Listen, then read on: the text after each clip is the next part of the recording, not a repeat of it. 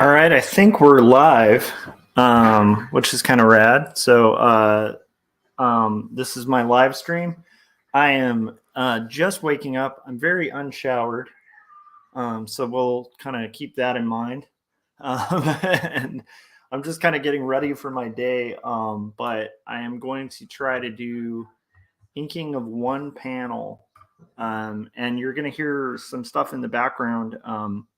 Because my son is hanging out and watching a movie, and he will probably like occasionally need stuff, so he might hop in and just be like, "Hey, Dad, help me with whatever." Because my wife and sister-in-law are picking up their mom from Orange County, so I'm basically flying solo today as a dad, and I'm also going to be doing a live stream while I work on comics. So my goal is to try to kind of get some progress on one panel. We'll see how far this goes for this like kind of day stream. So if you're joining me, that's pretty cool because I usually do like really late night, early into the morning kind of streams. And I have a ton to catch up everybody on and stuff like that while I work. But before I get into that, let's do some quick plugs for like what kind of stuff I do. So what you're going to see during this stream is me working on Two Stories Book 2. Two Stories Book 1 is this book that's available right now to purchase. I'd recommend getting it on Amazon because it's still at a pretty reduced rate. I think it's gone up again from like the ridiculously low rate that they were charging for it. But the cool thing is, whatever price you pick it up for, I tend to get the same royalty. So I know some people were hesitating where they felt like, oh, wait, I'm ripping off like the artist or something like that. And in the case of this book, Two Stories, that's not the case. I'm getting the same royalties regardless. So anyhow, this is a memoir about faith and mental illness. And it's basically how I thought it's about how I thought I was living the artist dream when I was a young, ambitious comic book creator living in Portland with a hip apartment, an affectionate fiance, and my whole life ahead of me until the night I found myself on Burnside Bridge, willing myself to jump. And so the comic explores how I got there. It's a confessional graphic memoir that grapples with questions of faith, mental illness, depravity, and ultimately redemption in a fallen world. And so that's Two Stories. So we got that done for the plugs. And then one more plug to get through before we can get into like the stream and hanging out and all that fun stuff. If you want to support what I do and you like these streams, definitely make sure you pre-order or go to your local bookshop, your local LCS, your local comic book shop. I just realized local LCS is a little redundant, right? Because how do you have a local? Because L in the LCS is for local. But anyhow, check out Jacob's Apartment. This graphic novel is about how some questions can shake even the strongest faith. And it's basically how, at first glance, college roommates Jacob and Sarah seem like polar opposites. Jacob is a Christian, Sarah is an atheist. Sarah is a drinker, Jacob is a teetotaler. But they've been friends for years, finding commonality in their shared dream to create art and basically create like literary works.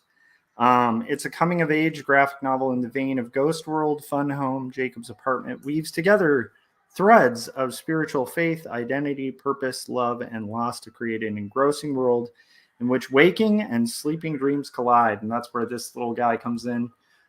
In Jacob's dreams, he quite often sees himself as this stuffed animal that he grew up with. And then there's bees that kind of intertwine throughout the plot. I'm really proud of this book. It's coming out in June of 2022. We're hoping to launch it around TCAF. I'll let you guys know when I hear back from like from Toronto, and like to see if we actually got in for that festival. But I'm pretty proud of this. This was quite a lot of work, and I'm excited that Graphic Mundi, the publisher, is going to put this out. So make sure you guys pre-order that as well. We got Adam and Frank in the chats. Frank said, I can't stay long. I'm about to leave in a few minutes. That's okay, Frank. It's kind of a day stream. I'm planning on this one being kind of a shorter quicker stream, and I have to be a little agile on this one and ready to kind of disappear if I need to kind of take care of my son's duties or whatever. I'll also throw out there, like as this goes, I do take like donations and stuff like that, and basically through super chats. So if you guys like really want, there's something that you want to do to like kind of chime in and want me to address, I'll read pretty much any super chat as long as it's safe for work, I guess, and respectful of other human beings. And then aside from that, let's see here. I think we're pretty much ready to get going. So I think I've gotten everything out of the way, kind of explained what our objective is in this stream. And and Adam said he's not feeling great today, so he's going to be listening while he's resting. Okay, that's cool. I hope you feel better, Adam. Definitely rest up. I actually got really sick yesterday and had to call out from work, and then like pretty much lost most of the day because I ended up spending most of the day. You're going to also see that like my hair is all crazy because I haven't showered yet today. I slept in. I got a lot of sleep. I actually had a comic list day, which is really rare for people who are familiar with me. Jake's joining in the chats as well. How's it going, Jake? And Adam said, yeah, it's definitely not COVID, so that's good. Yeah, I did my my test as well, and it's like I'm clear of COVID, which is good. But I forget what it's called, like the PCR test or whatever. But it's still like I got a really bad cold. Ben had it. My wife had it. Like it's just kind of traveled around the house to everybody here, which is like a byproduct that a lot of parents don't talk about. When you have kids going to school, they always bring whatever's going around the school home, and then it kind of goes around the house and then whatever. So I'm excited to be able to get back to work because yesterday was mostly like sleeping, feeling like crap, and like catching up on like chore stuff like laundry and dishes and all sorts of stuff. And then Frank said he had very little internet connection yesterday, not as bad as last year, but I was limited on online activities. Yeah, that makes sense, man. Yeah, totally. So yeah, I'm gonna draw and kind of just shoot the breeze about stuff that's been on my mind. I also want to recommend. We had an art casters a couple days ago where we had Mike Emirates, who's kind of troubleshooting some stuff for his career, and I thought it was really helpful and useful.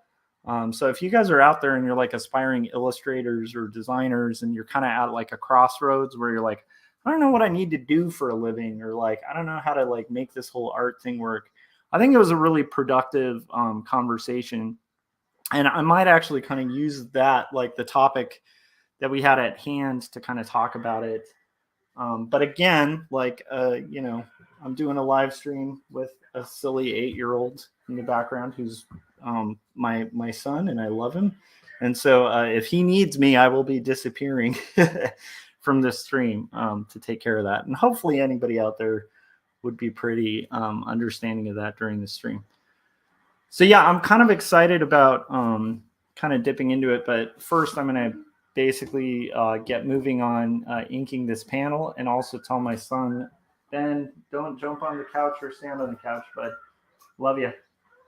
All right. So I got to make sure he's not also hopping on the couch. That's a good thing.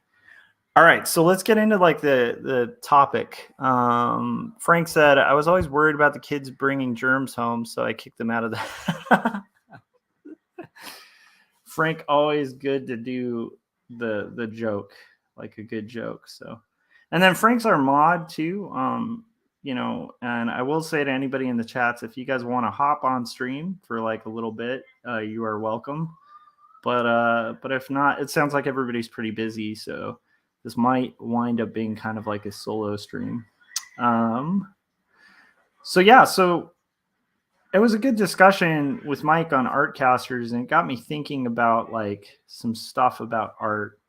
I think one thing that was brought up was like, the question of like, if comics are causing like a lot of mental distress, and we're not talking like there's different, and keep in mind, I'm also like starting my day and I have bad allergies. So you're going to see like blobby eyes. Jake also said, got to do some chores. If you're done before I'm back, get well. I can attend if you're around. Oh, okay. Do you, Jake, do you need to do chores right now? And then you're just saying like, hey, if when you get back, you can hop on. Yeah, if I'm still on and you're ready to hop on stream, dude, you're more than welcome. Anyhow, so where was I on my train of thought there? Okay, so basically, by mental distress caused by comics, right? I don't mean like it being hard. And I think there's like this weird thing where I want to draw a really clear distinction. Anything in life that's worthwhile, this is just me speaking off the cuff, is going to come with work. Like, good example, like I really think, I'm not unique in this, but like most parents who have a kid, like, including myself, find it to be one of the most rewarding things that you can have in your life. Like my son is like probably on my priority list, like definitely more important to me than comics.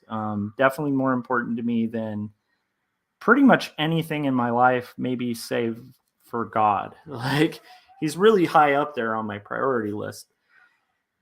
And Adam said, I really enjoyed the discussion with Mike. He and I have some similar issues going on. Yeah. And I think I think like it's not just you and Mike, and that's why I kind of wanted to talk about it, because it's like I think it's a rife topic to kind of keep talking about.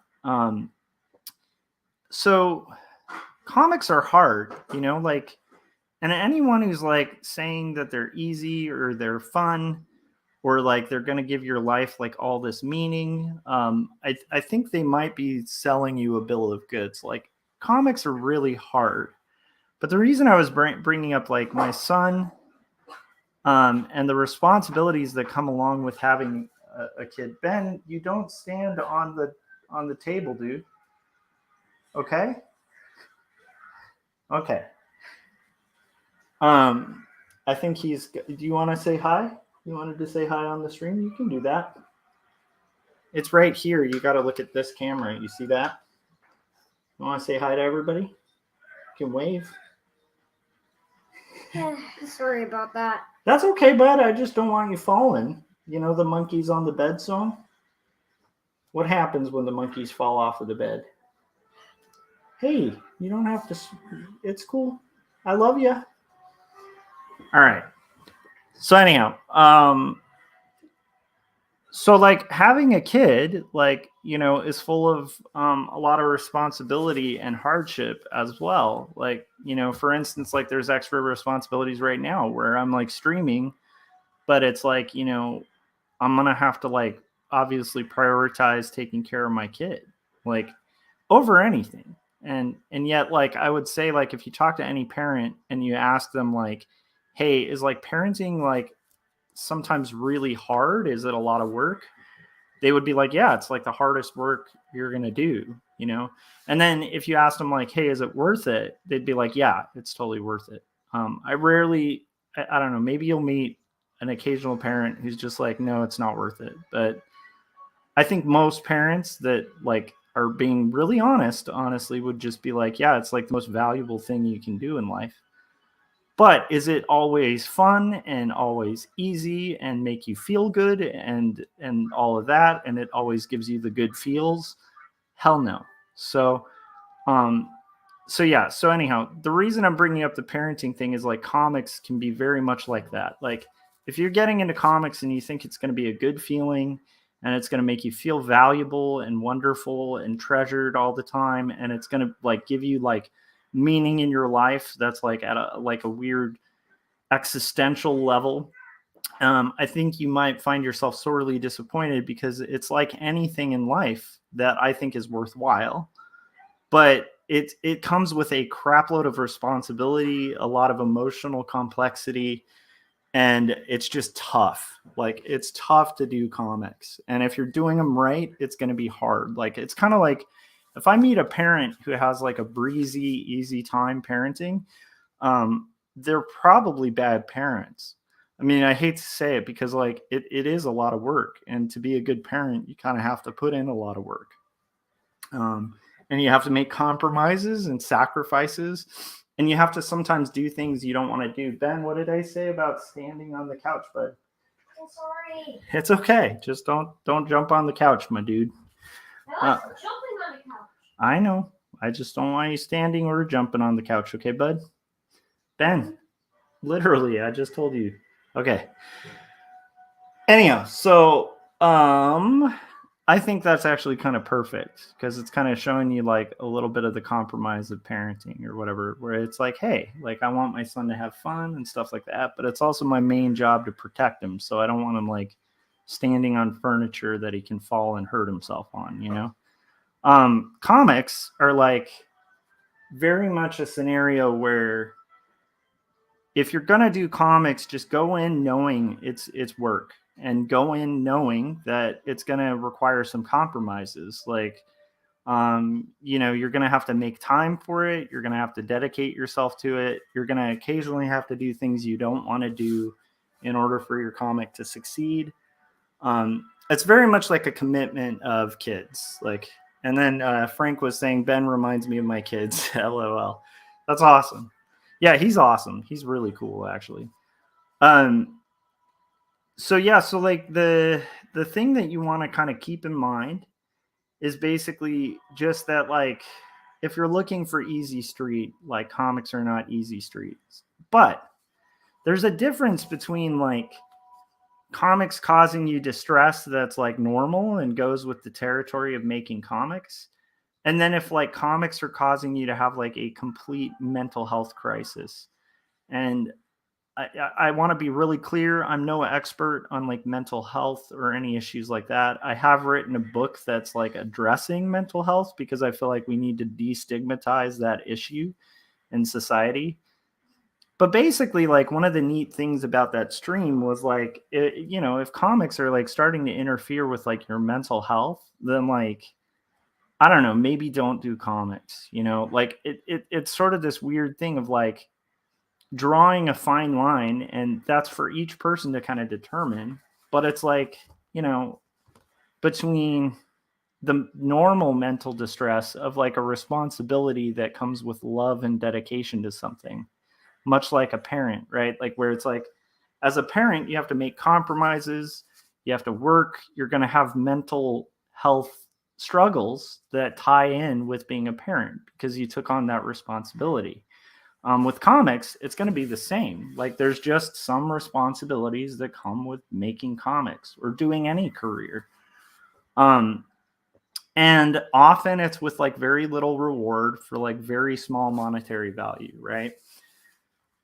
But my point is like, I think it's important to like think honestly about the things, like, and be honest with yourself on it. Like, and this is just my own take on it. And obviously I can only project or speak from like my own experience, right?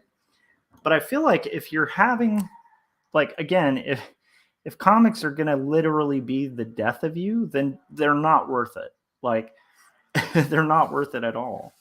Now, my life with comics and my obsession with creating comics and my dedication to doing comics has a lot to do with just like my own life philosophy and the way I approach everything.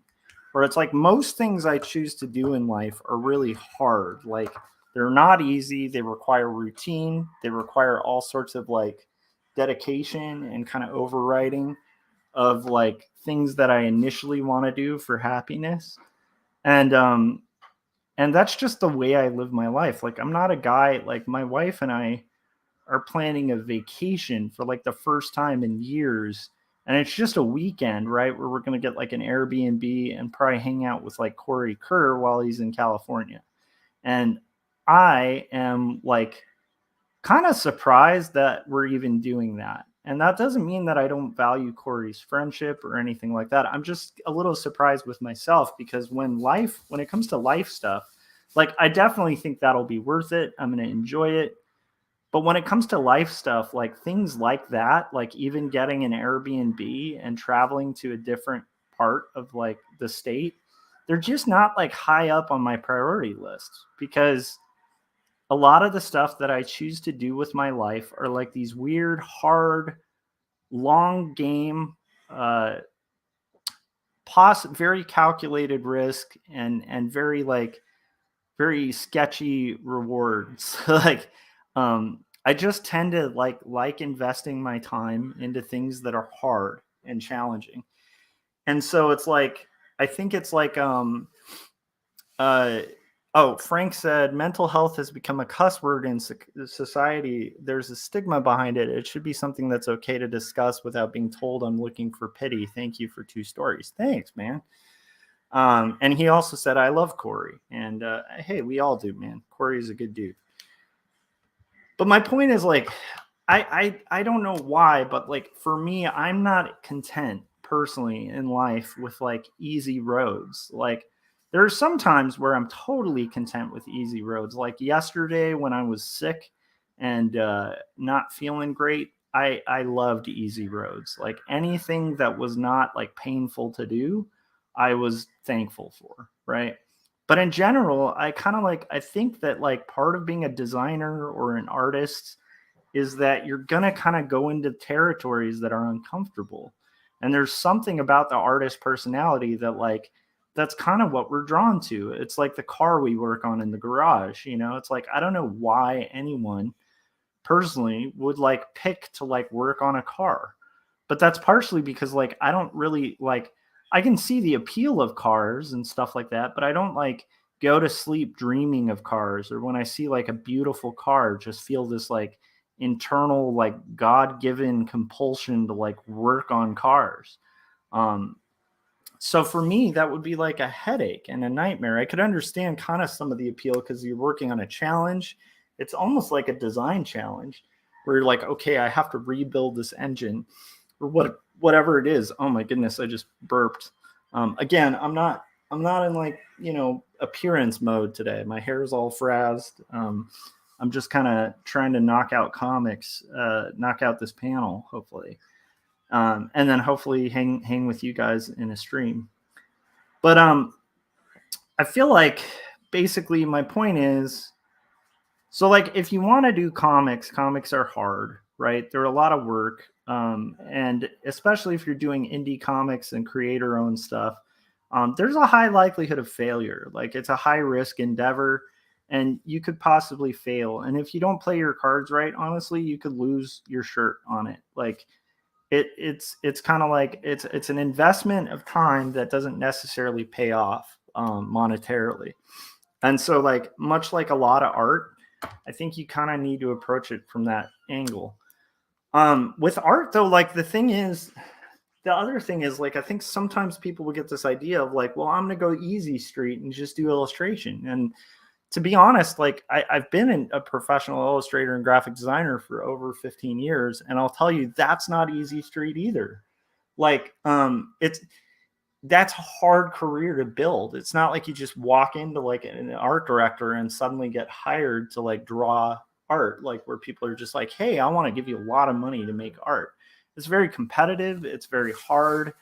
And it requires years of dedication to kind of build it up.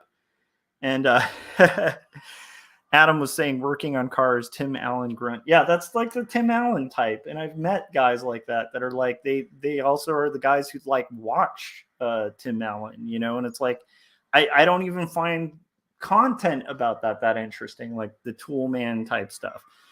But yeah, so Frank's kind of hitting a good point here, which is kind of part of my point, which is like easy street is no street at all. Like, nothing in life of value is not going to come with challenges, with compromises, with like things you have to do. Like if you fall in love with someone and you end up in a relationship, you're going to have to compromise. You're going to have to occasionally do things you don't want to do. You might even have to challenge your own ethical framework. Like that's what relationships cost. That's what business costs. That's the cost of life. And that's where it kind of ties into a little bit of like my philosophy on life and why I choose to do comics. However, why I would also draw a hard line. Like for me, obviously my son is a higher priority than comics. So if comics were causing me to have like more than the regular mental health anguish, then I would just drop comics. It's just like it's not really a hard thing. It's like, I mean, I think that like your comic being out and you not being alive is not worth it. Because your life is of more value than your comic. You know what I mean? So if it's like between the two, I'd rather like have a living friend than like a dead friend and a good comic. I don't know if that makes sense. So, but also I want to clarify, it's for each artist to kind of measure like honestly with themselves, like where they're at on that. So like for me, I know that there are times where it would be really easy, like super easy to just quit. It's kind of like if you're on any journey in life, there is times where things get hard and it's easy to just kind of give up and just call it a day. And like, we've all kind of heard like cliches about like coaches, like kind of pushing runners, like past what they're capable of. And then those runners achieving great things because like a coach or a friend or somebody like took the time to like walk with them and just say, hey, this isn't the time to quit. Like you are copping out, like you're capable of more. And right now, if you cop out, you're not going to level up. But if you continue, you're going to be able to run like a mile, like twice as fast as you did like a year ago. And like, there's a lot of people who like, I'm bringing up the runner analogy, but there's a ton of people who like are willing and are not runners and like literally can't go that extra amount. And like to push them might be kind of foolish. But it's on the runner to kind of figure that out, or on whoever's kind of approaching whatever they're doing to kind of figure that out. And I kind of feel like it's a really important thing about being like an adult in life, I think, in general. And I think it's hard with art because art is such an emotional thing, but it is really important, I think, to really consider for yourself as an artist. Like, the first question you want to ask, I would say, is like, am I approaching this out of fear? And like, is this like a rational fear? So like for me, and I'm just telling you tools of like how I deal with like doubts or uncertainty regarding working on comics. Um, and for me, it's like that can apply to a lot of things. Like I know that in my life, I've had times where I've had like massive unfinished projects. I had a really long period of my life where I loved comics so much that I just let them sit by the wayside, and didn't work on them. And the reason, when I really bored down into it, like why I was sitting on these comics, why I wasn't getting past a page on a project, it really came down to the fact that, like, in all honesty, if I was being honest with myself, it's like I was afraid. I was afraid of making something that didn't live up to this inner expectation that I had of it. And so I was letting fear rule over um, doing what I felt I was supposed to do. And once I was able to realize that, it was a lot easier to just kind of go, well, that's stupid to let that. I mean, for myself, it was a stupid thing to let get in the way and inhibit my dream, which was to do a graphic novel.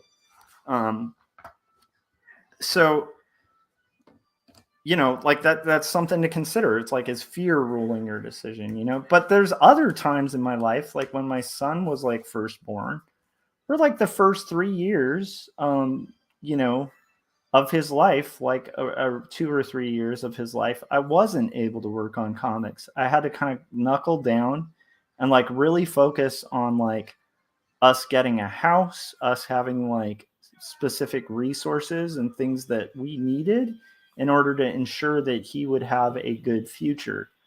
And I personally at that time felt like that took precedence way over comics. Like comics were not worth, the cost that you can't recoup on a kid, right? Does that make sense? It's like I can kind of justify investing time in comics, But at that point in time, it was more important to not do comics for my own mental well-being, for my son's mental well-being, for my family.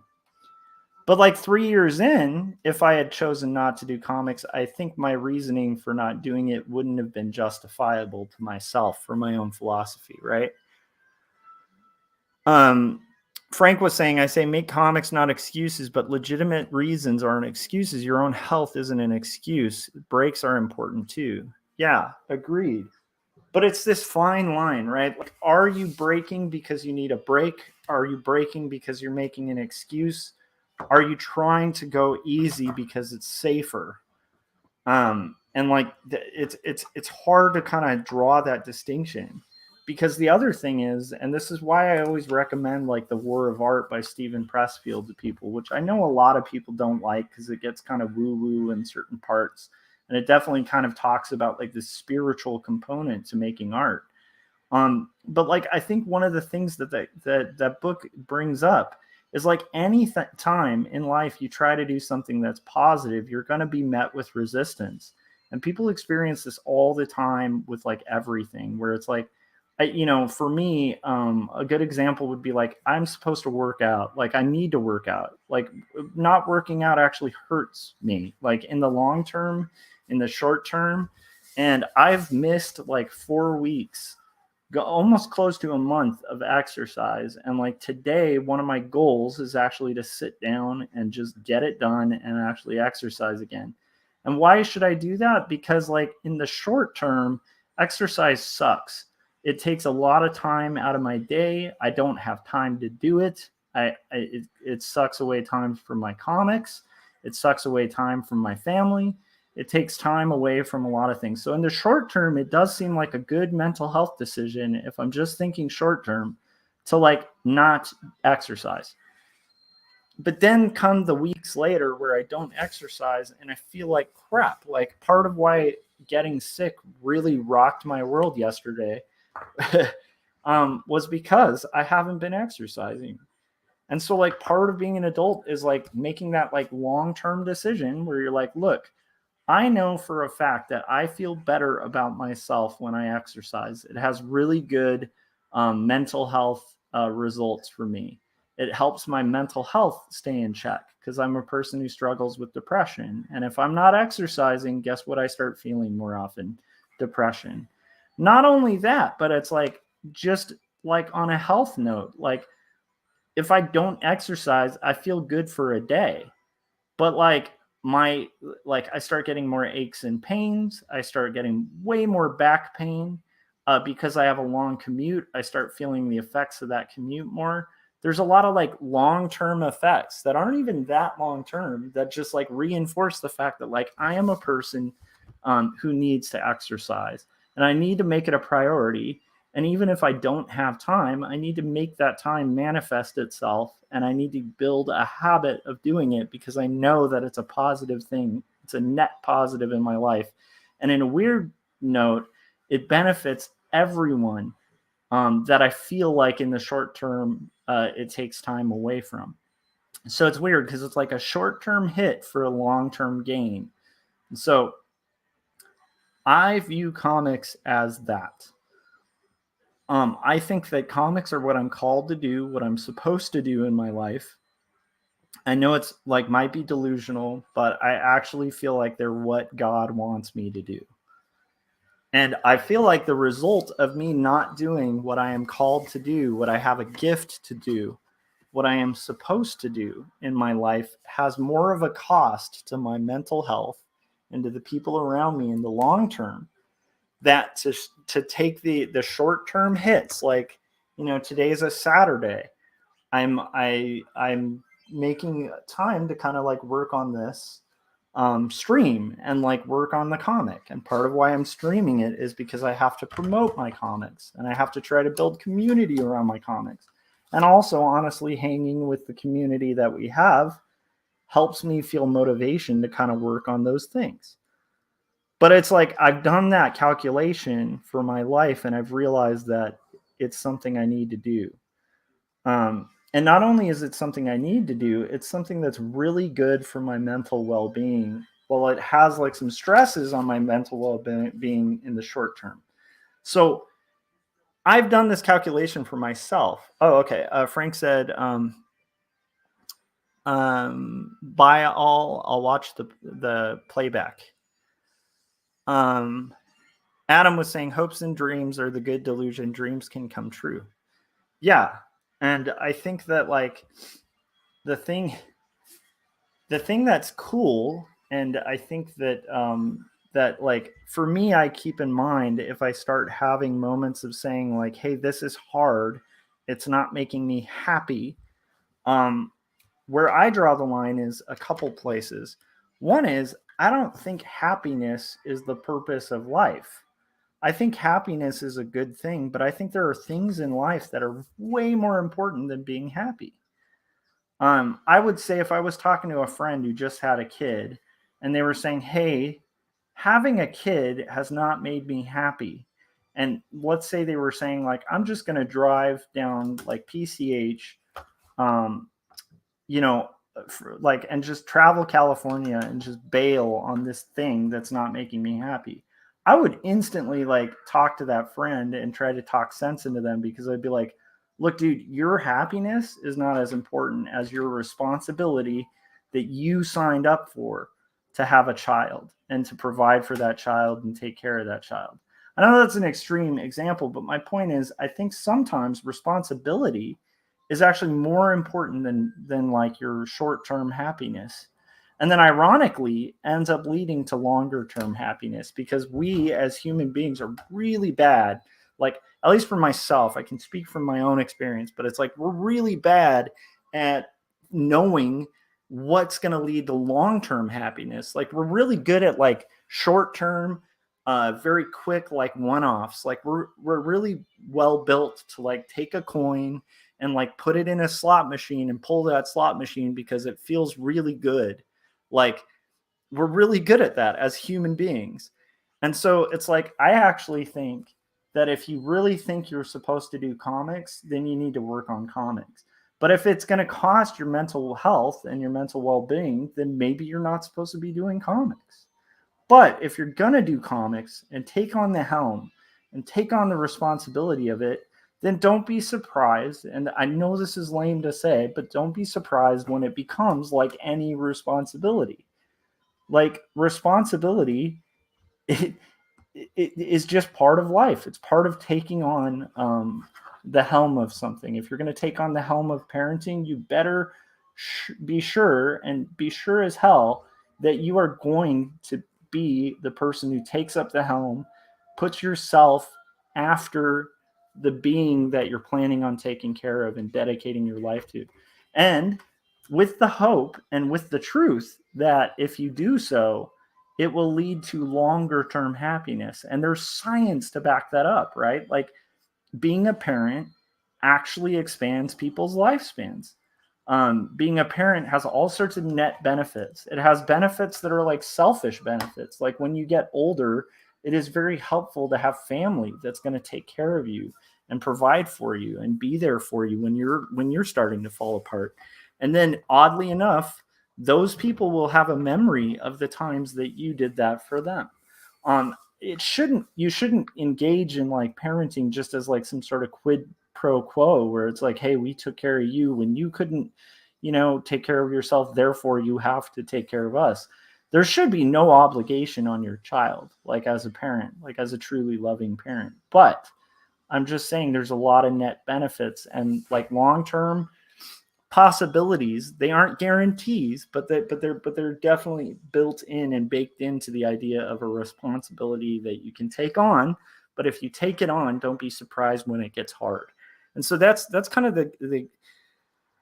that's the key. Is like, I don't think you should abandon comics just out of convenience or for short-term happiness. I think that if you're a person who wants to be a cartoonist and you're going to abandon things because of short-term gains or short-term happiness, or if you're going to be a cartoonist ruled by fear, and this is a good thing to think about, who's not willing to compromise, then you probably shouldn't be a cartoonist.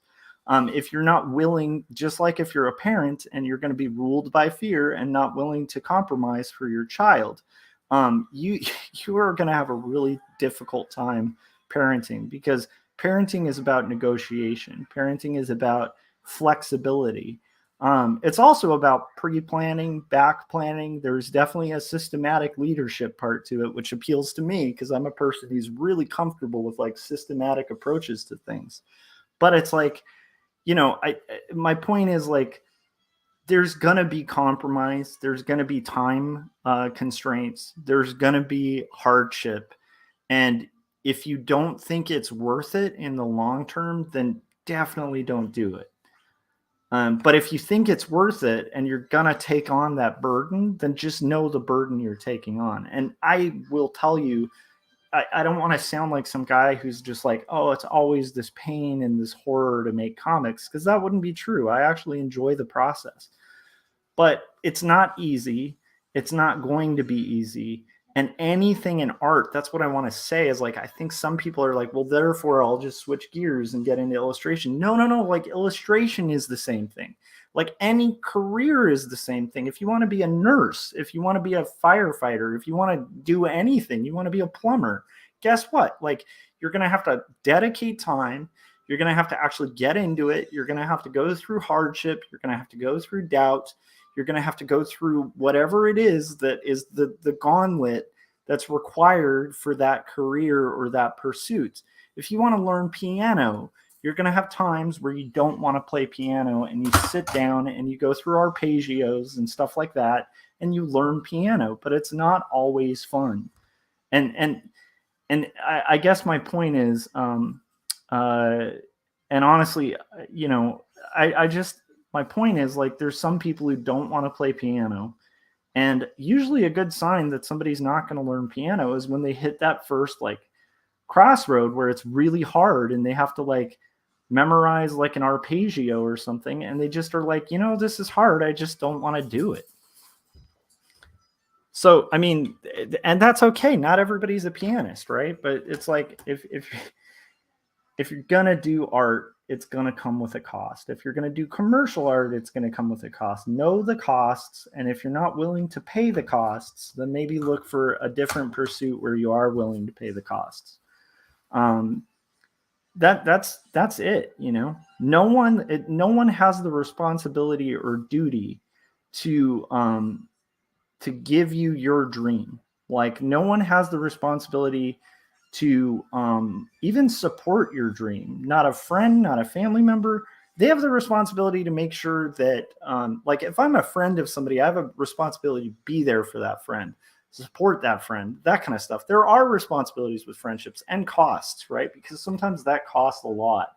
Like, sometimes that means I had a day planned out and I have to abandon that day in order to be there for a friend who's in need, right? Like, so I don't think you can even arbitrarily just have this like friendship that doesn't have a cost, or any sort of relationship that doesn't have a cost. So my point is, I know I'm going on a rant, but my point is just like, count the cost of what you're getting into and like commit to it. And there's nothing wrong with commitment. And this is a weird thing too, but it's like, much like a relationship, like obviously there are things that are required in relationships, and there is a reciprocity that's part of it.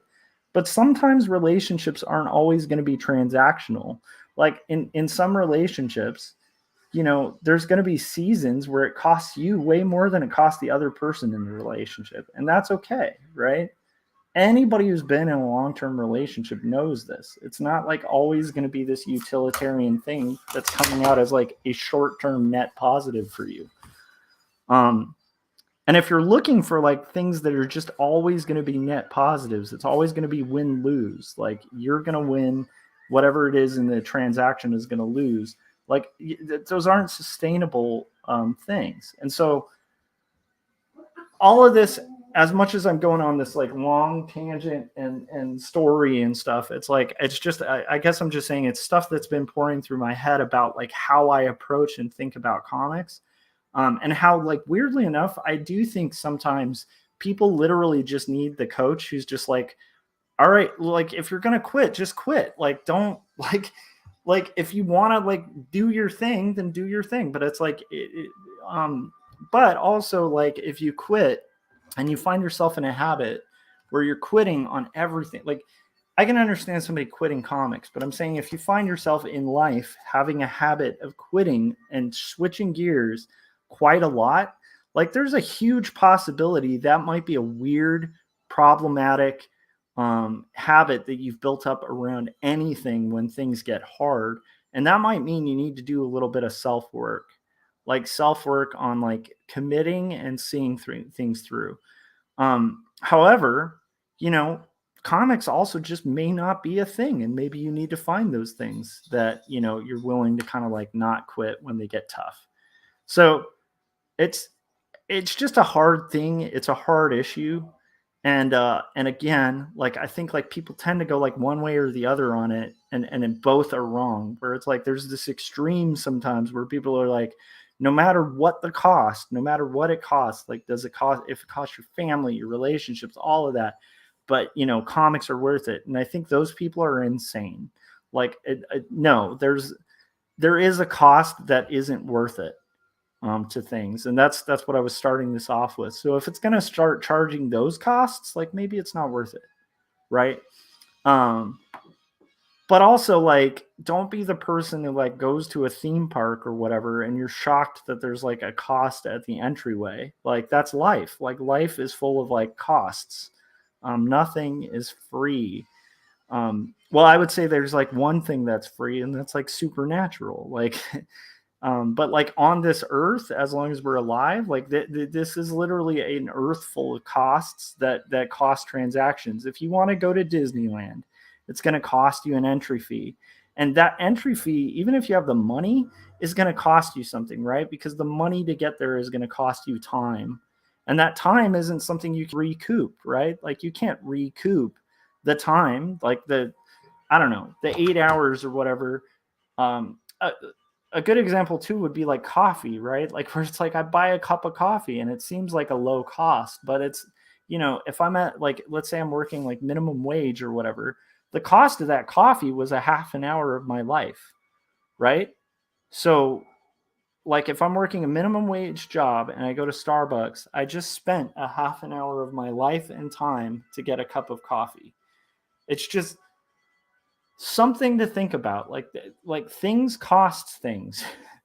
There's a cost to comics. There's an entry fee. And if you don't want to pay it, or you pay the entry fee and then you're shocked that like, well, it seemed like it was just $5, but now it's actually a half an hour of my life. That's the catch. There's nothing that isn't going to cost some kind of investment and come at the cost of something else. It's just like looking for a life that is not full of that would be looking into spiritual realms, and that's not a bad thing to do. But while you're stuck here on earth, I think you got to look at like, what is the cost, and am I willing to pay it? And if you're not, then look into other things. And if you find you're not willing to pay any costs, then that's where it would be good to do some self-work, because I think that's going to be problematic. Like if you're into comics, or if you're into like running, or if you're into anything, I think we've all had friends or people in our lives who are like unwilling to commit to anything. And a lot of the time when you talk to them, it'll be like based in fear, like I've had plenty of friends who like, it took them, I'd be a good example of this. It took me way too long to marry my wife. We were engaged for like ever, like way too long.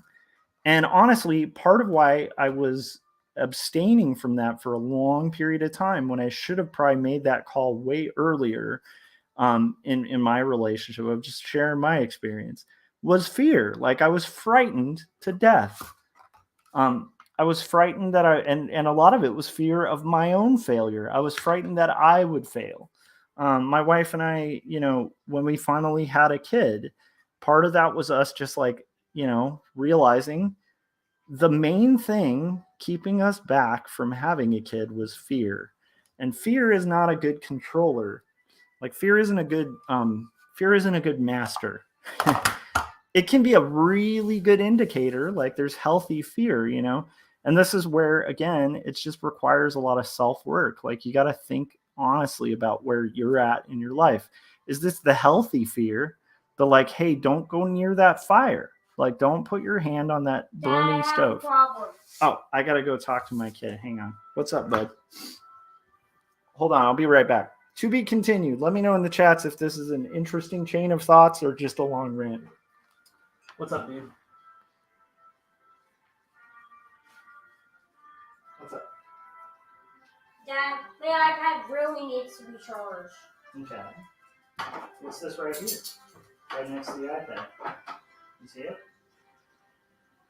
Oh, is this broken or something? It isn't charging. Oh, charger might be broken. See? Uh-huh. Oh, there you go. Hey, Ben. It's charged. Well, it's starting to charge. It's only 9% though. Okay. Are you done with this movie? Movie's over. Okay.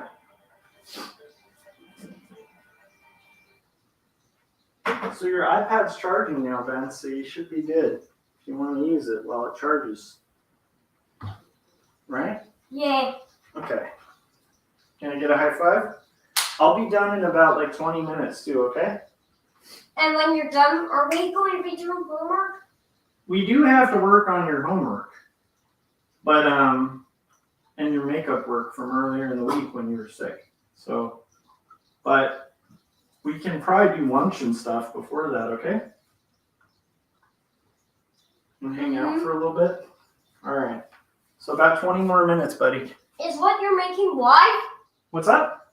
Is what you're making live to everyone? Yeah. We're it's a live stream. I'm talking to people. You can get back to it now. Okay, I love you. Love you too. And by the way, you're awesome. Who's awesome? Me. What? And Cloud. Yeah? Cloud is literally Like the most awesome? Cloud was literally the best character ever in that movie. Yeah. The movie didn't have Noctis and his gang though. Oh, that's too bad. But it did have Cloud. Cloud's my new favorite. Your new favorite? That's cool. I'm glad to hear it. I think that might be your aunt's favorite too. Yeah, it is May's favorite. Yeah, that's right. All right, bud. I'll be back. I'm gonna do my stream, okay? Okay. You need to. Why don't you go check and see if you need to go to, like, in the real quick. All right.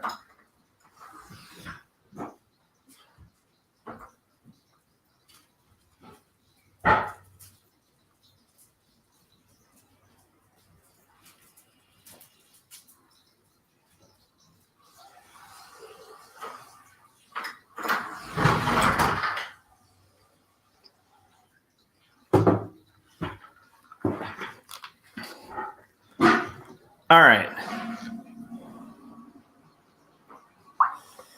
So Ben just finished watching the Final Fantasy movie. He's really into Final Fantasy. And now he's got his iPad charging. He's going to do that for a little bit. So I'm going to get more progress done on this panel. Because I want to at least stream for like a good hour, maybe a little more. Adam was saying, watch the Illumination of Jim Woodring documentary if you haven't. Touches on a lot of this. Cool, yeah. But it's like, at least as a Christian, right? Like, this is a weird thing, but this is just my own thinking on it. And I think this is why it's important to do deep thinking, right? What's your life philosophy, right? And if you're, whatever your life philosophy is going to guide you, right? Like, that's your core, I think in philosophy that would be called like your core values, or even at workplaces, right? Like, I know it's lame sometimes when you have to like do like team building exercises and stuff like that, like when you're in a workplace. But the whole purpose of like a workplace doing a lot of those activities is usually like trying to get a base, like an idea of like, what are your core values as a human being? Like, what are the things that drive you? And then like your core values will define how you interact with people in a professional setting. Like, that makes a lot of sense. Like, for me, if like one of my core values is not lying, right? Then like in a friendship, I'm going to have an easy time with friends until there's a lie. And then that starts kind of like, that starts impeding with the friendship. Because for me, it's like, if honesty is a huge part of my core values, right? Like it's one of the things that I like define as like really important to like my moral core. Then like when people start working around that, like for whatever reason, maybe it's a white lie, maybe it's a good thing, that's going to kind of impede my moral values, like my core values, right? And if something goes against my core values, I morally am going to have a hard time like processing it or wanting to invest time in it and stuff like that. Because like I just brought up lying because I think that's a lot of people's core values, right? Is like truth telling. But anyhow, my point is like thinking about your core values when it comes to art is really important too, where it's like if your core value is fun and enjoyment, and that's what you think the purpose of life is fun and enjoyment, then don't do comics, like period. Don't have kids. Don't do a lot of things, right? Like, and by the way, having kids is so fun. I've had more fun playing games with Ben than I ever did as a non-parent, right? But there's a lot that's not fun about it too. And like, and same with growing up, like kids growing up, it's hard for a kid to grow up. Like it's not always fun. Life is not always fun. I know the deep thoughts here. But my point is like, think about your core values. Like for me, I'm a Christian. So one of my core values is definitely like built into Christianity is this idea of like, if you have a calling, and this might be, delusional to some people, but if you have a calling, you are supposed to actually sacrifice and do it. Like you're supposed to do a lot of what you're called to do. And if you don't do what you're called to do, there's like this whole parable of like Jonah, where it's like, Jonah was like called, he's like a prophet. I don't think I'm a prophet. I don't think there are living prophets. That's my own like take on it. But my point is like, he was a prophet who had a literal calling from God to like go to this location and like tell people about God, right? Whether you believe this stuff or not, I think it might be useful just for like showing you how I like try to think about like my core values when it comes to something as silly as cartooning. I'll literally start thinking about like Jonah, where I'm like, okay, so Jonah's called to Nineveh, right? And he's supposed to like spread the word to like this group of people who've been really hostile and like kind of crappy to him and like his people. And so he decides, you know what? These people aren't worth it. They suck. I'm not going to go there.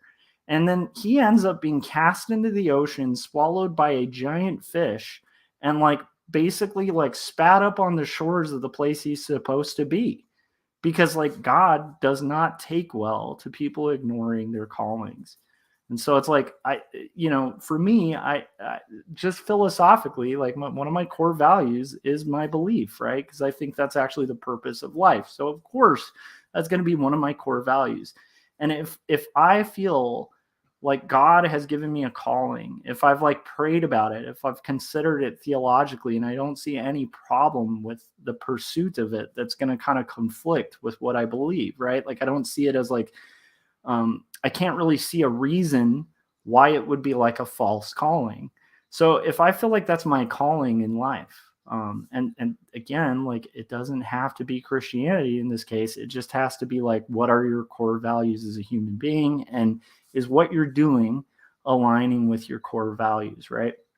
So my point is like, I think sometimes, like as weird as it is, like with my core values, I think sometimes God calls us to like build an ark of some kind. Like, Noah was just called to like build this giant ship, like, and everyone around him thought he was insane because he was dedicating all his time like building this giant boat, because he thought there was going to be a flood, and then there was a flood. Like, the story is basically that in faith, right? Like a Christian is called to do something, and in faith they do it. As long, and when you're called to do it, there's ways to kind of look into it to make sure it's not like you just like pursuing your own selfish desires, right? Nice. And I think Corey just let me know he's heading to the beach. That's pretty awesome. I hope he has fun. So I guess my point is just like the thing that's key is like, if it's not like crossing like some kind of ethical line, for you. Like if comics are crossing a line of ethics, that's like one of your core values, then like don't do comics, you know? But if you feel like you're put on this earth to do comics, if that's like one of the things you think you're supposed to do in your life, and then you're running from it because it's hard, like, or because other people might think it's a stupid pursuit, or because other people aren't valuing what you're doing, like I feel like that's not much of a calling, because a calling is going to be one of those things you just do, like you just do, and you're going to do it, and you're going to go through hardship, and you're going to buckle down and actually do it, you know? And there might be times where it's like you don't have the resources to build an arc or whatever it is you're called to do, right? Like you may not have the things you need to do those things, and that actually might be a really good indicator that like, hey, maybe this isn't your calling, you know? Because for me, like I always question, I mean, again, it might be delusional, but it's like I really do believe that God wants me to make comics. And every time I've prayed about it and it seemed like, okay, that door is closed, maybe this isn't my calling. Then like a door opens. It's weird. It's like just things have like really like, and then another door opens. Or if I'm like, hey, I don't even have like the monetary resources to do this, and then suddenly I do. Like you know, and it's not like those things just appear. It's like I'm always working toward what I believe I'm called to do, what my core values are in life. And I always fail at it, right? Because I'm a frail, imperfect human being who's going to screw up. And like, much like if you exercise, you're not always going to lift like perfectly. You're not always going to jog like the right way. But like what's more important for exercise is just building that habit so that you actually are getting some exercise. So even though you might screw up, you might miss a day here or there, you're going to build that thing and you're going to follow that thing and do that positive thing that's hard to do in the short term. I think it's like that with comics. I've found that in my own life. And I don't know. I just like feel like, again, like just copping out and not doing it because it's not fun is like, that's just a bad way to live life. Like personally, you know, for my core values, because I don't think life is just supposed to be fun. I think that there's a lot of stuff that's really valuable, you know, that like has nothing to do with fun. I think there's things of integrity that are way more important than fun, you know.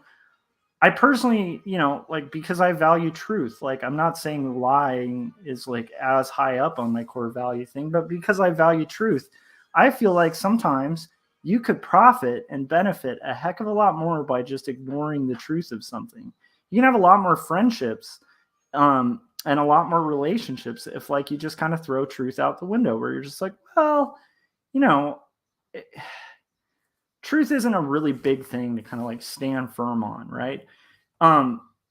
It's like there's a lot of positives that could come from that, and if that's not in your core values, then maybe you shouldn't like value truth. But I value truth, and I think sometimes truth is actually more important than fun. I think truth is more important sometimes than enjoyment. I tend to be the person who's like, I don't know if like living in a delusion is better than like living in reality, even though living in a delusion could be a lot more fun. So it's like, yeah. So anyhow, I'm rambling, but I do think there's like a point to like what I'm saying, and I hope it kind of makes sense to you guys. And I might just be like having, I also am a person who like I process thoughts out loud. So, which can be a benefit or a negative. Like 'cause sometimes I'll be processing a thought that I haven't fully formed, and I'll make a weak case for something because I haven't really built the case yet, because I have to like verbally process like what I'm kind of trying to process. But for me, like that's what I think about with comics. It's like if I'm called to do this thing and I don't do it, I don't feel right. I don't feel uh, right with myself, even if I'm having fun. There's always this lingering thought of like the fact that I have a calling and I'm not feeding that calling. And like, so, and I think artists get this. I don't think you have to be like religious to have that, that conviction. I think like people who need to make art just make art. Like it's a weird thing, but like artists just do that. But yeah, like what's more fun, like hanging out with friends and like having a beer, or like sitting down and like working on an oil painting for 16 hours, I know I have some days where like sitting down and working on comics is fun. It's like it is my process of fun, but it's not, I don't suddenly like go, oh, this isn't fun anymore and just quit it, I don't know. Much like, in a marriage, it's like there's days where it's super fun and amazing, but there's definitely days that I've been married, and I know for a fact my wife would say the same thing, where it's not fun, where like I'm a pain in the ass to be around, like I'm not always super fun to be around. I have my hard days, I have struggles. I have like days where I'm sick and we have to throw plans out the window. They have days where they're sick and we have to throw plans out the window. It's not always a pleasant experience. And if we're seeking pleasant experiences, it's like, well, I mean, we're not going to have a marriage, because marriage isn't always pleasant. It's not always fun. It's why I was really excited when like Scott was talking about kind of like extreme ownership and stuff. I think there's some value to that. Like the idea of like taking ownership of like what you can do in a situation and what your responsibility over that situation is, and kind of seeing what you can do positively or negatively in the current environment or whatever. And I think that's why like those core value things are really important to just think about. Because like if comics don't align with your core values, then don't do comics, right? And I would think one of my core values is that human beings have value, right? Like your existence alone, you don't have to earn it. Nobody out there like has less value. Maybe they have less societal value, right? But I'm talking about just like inherent value of being a human being is not earned. Like it's just, it happens when you're born, right? And like, so that value, like that's one of the biggest values. And if that's going to be a value that's impeded by making comics, don't make comics. It's not worth your mental health, right? But if you find yourself, like I'm just saying, if you find yourself, like if you've quit comics because of that, or you've quit other projects because of that, and then you find that this is just like a pattern in your life, it's like anything else. Like maybe it's not, it's kind of like, what is it? Everybody kind of thinks they're sane and normal. Everybody thinks that they're the good guy on the journey, right? But I'll use another personal example. I interrupt people, and anybody in the chats knows this. Like if you've had conversations with me, I interrupt people all the time. Like I almost can't help it. It's just like part of my. I think it comes from when I was a kid. I had like a big family, like a lot of siblings. And like, so if you're at the dinner table, and then I had like a family that really liked having like these big family conversations, right? So like everybody at the dinner table would be like chiming in with what they had to say. And as like the youngest kid in that environment, if I didn't interrupt, I wouldn't be heard. I'm not justifying my interrupting. I'm just saying like where it stems from. So like when you guys are talking to me, understand that like it's just like built, like it's something I've tried to work on and be better at, but I just inherently interrupt people. Like it's one of my biggest flaws as a human being is like interrupting people, which is super rude, right? And it throws people off. But it's something I almost can't control about myself, right? But here's the thing, because like we all view ourselves as like the hero in our journey, I've definitely had times in my life where people are like telling me like, dude, you interrupt a lot. And I'm like, I start justifying it. I'm like, no. Like people who think I interrupt a lot, like they're just wrong, that kind of thing. But when you hear like 10 people, in like tell you like, hey, dude, you kind of interrupt people, like, then like there might be a point where you're like, you know what, maybe I'm wrong and I do interrupt people instead of thinking they're all wrong. Similarly, like with comics, right? If you're giving up comics or something, or you're like dedicating yourself to comics, and then you're switching gears and dedicating yourself to something else and switching gears, and like nothing's ever getting completed or finished. And then like maybe even people around you are like, hey, dude, like, just so you know, like this is kind of happening. You know, like I don't know if you see it, but it's like we see this thing happening.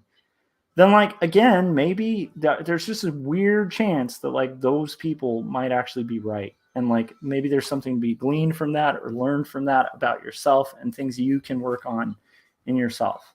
And I think about that with comics for sure. Cause it's like, again, like I do know like people can like I'm just going to reiterate, like, don't do this thing if it's going to cause mental issues. It's just not worth it. Right. But if everything is causing those issues and it's not just comics, then like start doing some self work, like start looking at your core values and that kind of stuff. Because maybe it's not comics, maybe it's you, you know, and like maybe that's the problem. Like and that doesn't mean it's an unfixable problem. It's just like it just means like you can better target the way to solve the thing. So that's all stuff I think about and I'm rambling about, and I hope that's been interesting and not too like tangential and weird. Jake said, from another point of view, there wasn't much of a call, but as an introspection to self-evaluate whether there is repeating patterns and behaviors that could support the endeavor. Yeah, I can understand that. Oh, and then Jake also said to lie in that setting would be a breach in ethical boundary. That's the act, but if you hold it as a value, you've shaped all actions and thoughts in that high esteem and regard. Yeah, exactly. And then Ronnie said, I always love writing and drawing. Doing comics by yourself without inkers, colorists, etc. takes longer and more time consuming, but I love it. And actually, Ronnie, I'd be curious, like when you say you love it, does that mean you're always happy doing it? Or does that mean you love it, like loving anything, like where it's like there's cost to it and sometimes it sucks, you know? Like that's what I'm curious. And then Adam said an autistic trait, we typically have less of a linear communication style. When you and I talk, it all weaves together. That's totally true. And he said, an autistic friend of mine interrupts a lot. Sometimes he will take notes and wait to respond. Yeah, that's the tough thing. And you'll notice on stream, especially when I'm drawing, that's what I usually do is I just take a ton of notes. Like if I'm in a work environment or something like that, like I have to have a notepad when I'm talking to people because it helps me kind of note something that like I need to address and helps me kind of supersede like the like this inherent just like need to like get a point in or to address a specific thing that made me really interested. So I can engage in conversations without interrupting, but in general with that, I definitely need to take notes. Like I need like a notepad because that helps me kind of be more fair. What's funny is when I'm streaming, it's just like that's super not possible when I'm drawing, right? Because if I'm like drawing, I'm like I don't have a notepad. I can't really take the time to like take too many notes because I need to be drawing. Like that's the main purpose of this stream is like just to kind of talk while I'm creating. And if like me doing these streams starts interfering with like the creation of the book, hang on a sec. What's up? Why are we doing homework? We're going to do homework in about 15 minutes. All right. That is a very long amount of time. Do you want to do it later? Yeah. Okay, let's say 30 minutes. How's that? Isn't there a way I can have longer? You can have 40 minutes. Okay, good. Okay, we'll do 40 minutes, and I'm going to probably stop streaming in about 20 minutes and then make you lunch, okay? Uh-huh. Okay. And then Gary said, I'm here, bro. Gary, I sent a link, dude. You can hop on if you want, buddy. Hey, But Dad, yes, Ben, how about we do my homework after lunch? that is kind of what I was thinking, buddy, for plan. Is that okay? I think it's okay. I think that'll be perfect. All right, dude. There's so much interesting stuff going on in the. So I think Ronnie might be the exception where he said, I'm always happy doing it. That's awesome, Ronnie. Gary said, I'm here, bro. And then Jake said, I think autists have an easier time doing database thinking. Yeah, agreed. Oh, he said, I'm backstage. I just sorry, Gary, you've been sitting there. I just had you muted. Like that was not meant as like some dark power. No worries. No, I've been enjoying just listening to you talk while I do my own work. So was I going on like some ridiculous rant, or did like any of the stuff I was just talking about kind of make sense? No, it make perfect sense, I think. Yeah, I don't know why I get all fired about it. I just feel like I don't know. I get frustrated sometimes because sometimes I feel like people are misdiagnosing themselves when it comes to art. Yeah. And copping out. And then I think the other problem is like there's other people who are like not copping out and like very much need to just like not do comics, you know? Like I don't know. No, totally. I know. And it's funny because just yesterday morning over breakfast, my girlfriend and I were having a big conversation about that sort of thing, where in my opinion, I mean, I agree with a lot of the things you've been saying, you know, while you've been working, but I feel like a lot of times there are creatives I see in all fields, whether it's visual or musicians or, you know, whatever it is, who are struggling and they're misdiagnosing it as like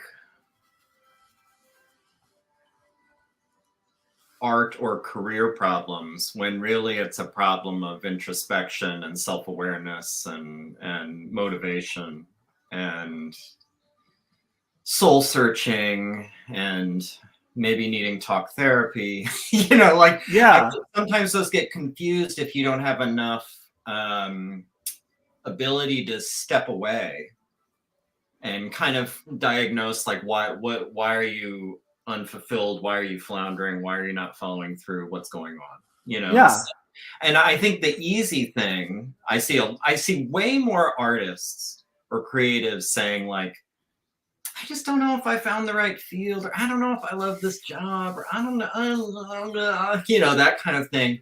Yeah. When in fact, I think it's more of a head problem or a heart problem than vice versa. I rarely see creatives saying like, I think I'm having some sort of personal difficulty with this job, even though my art's solid.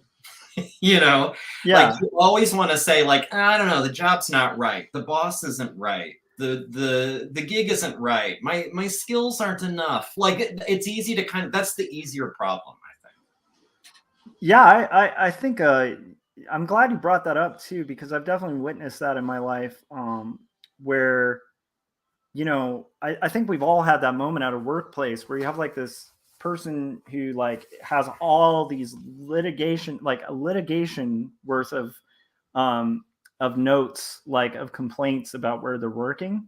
Yeah. We've all worked with somebody like that where you're like listening to their notes and in the back of your head, you're just like, dude, you have this problem everywhere. Right. Like you talk about this problem at your home. You talk about this problem with the food you ordered. You talk about this problem with like everything. And like, it's all the work. Like, you know, I mean, I think we've all had that experience, you know, where you're like, 100%. maybe it's not the, you know, or like where you have a friend who's like, my wife, blah, blah, blah. And you're like, is that your wife though? Cause yeah.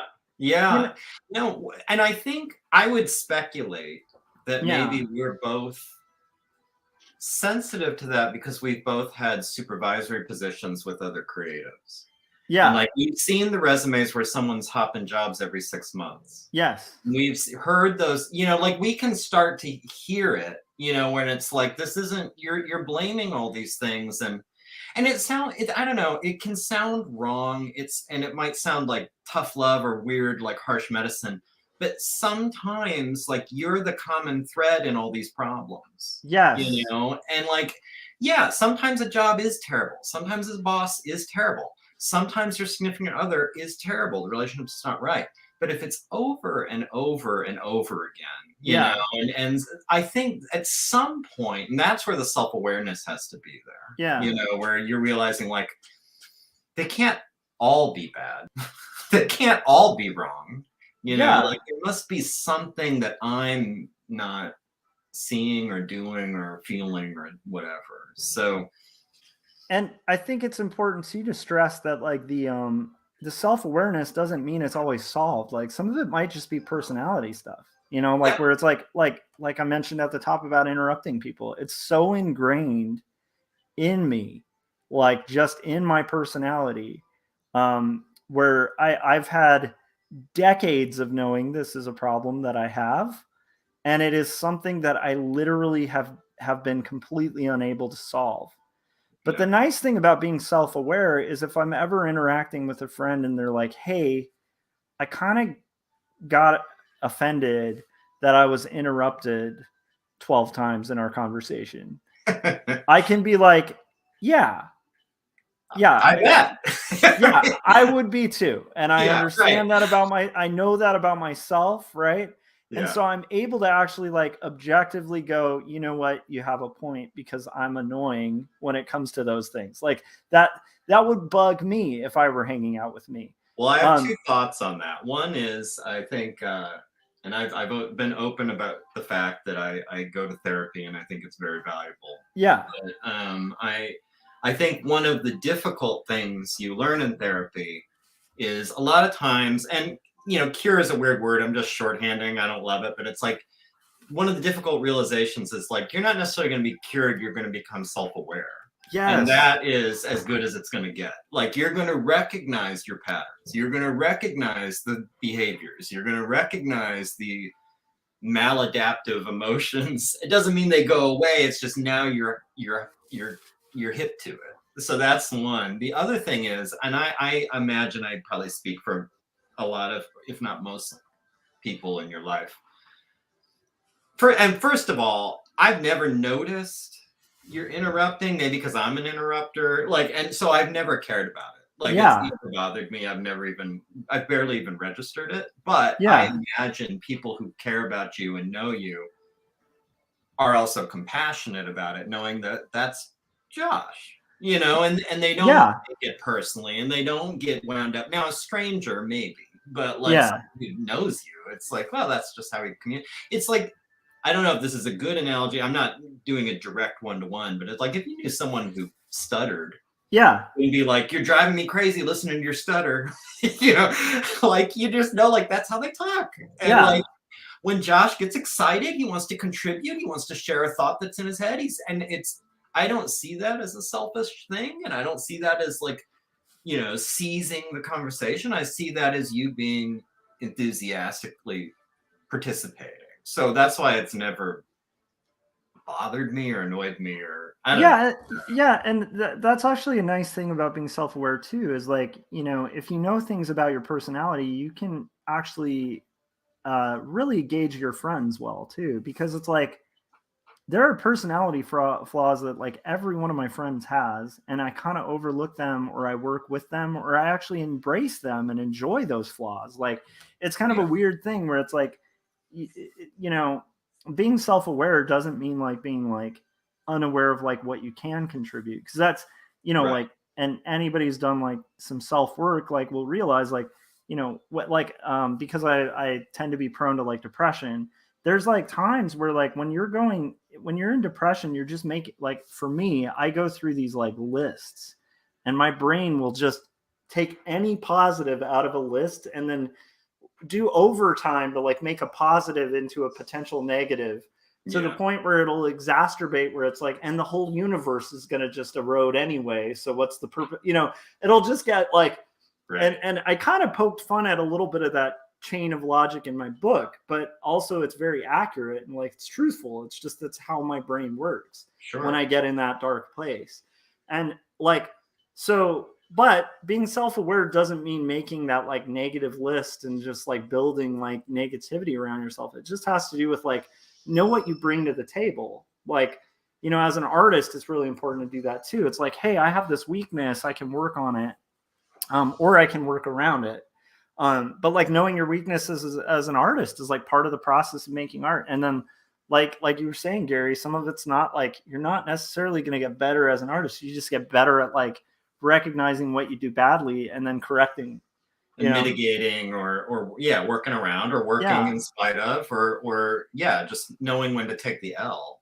You know, but all of that is progress. All of that is better than, I was having another, conversation with a friend a week or two ago. It's like, and I don't know if you would agree with this or not, but, and I'm not proud of this, by the way. I want to preface that right off the bat. I'm not proud of this. Yeah. But as you go to therapy, I find, and this friend was agreeing with me, you get more and more impatient with the people who really could benefit and don't. Yes. You feel like there's no excuse. There's really it's like I at least appreciate the effort, even if you're not any better, quote unquote, if you at least are trying, if you're at least trying to kind of be self-aware or introspective, or recognize your strengths and weaknesses, or doing the work. You don't get impatient with the people who are working on it. Yes. You get impatient with the people who aren't and really should be.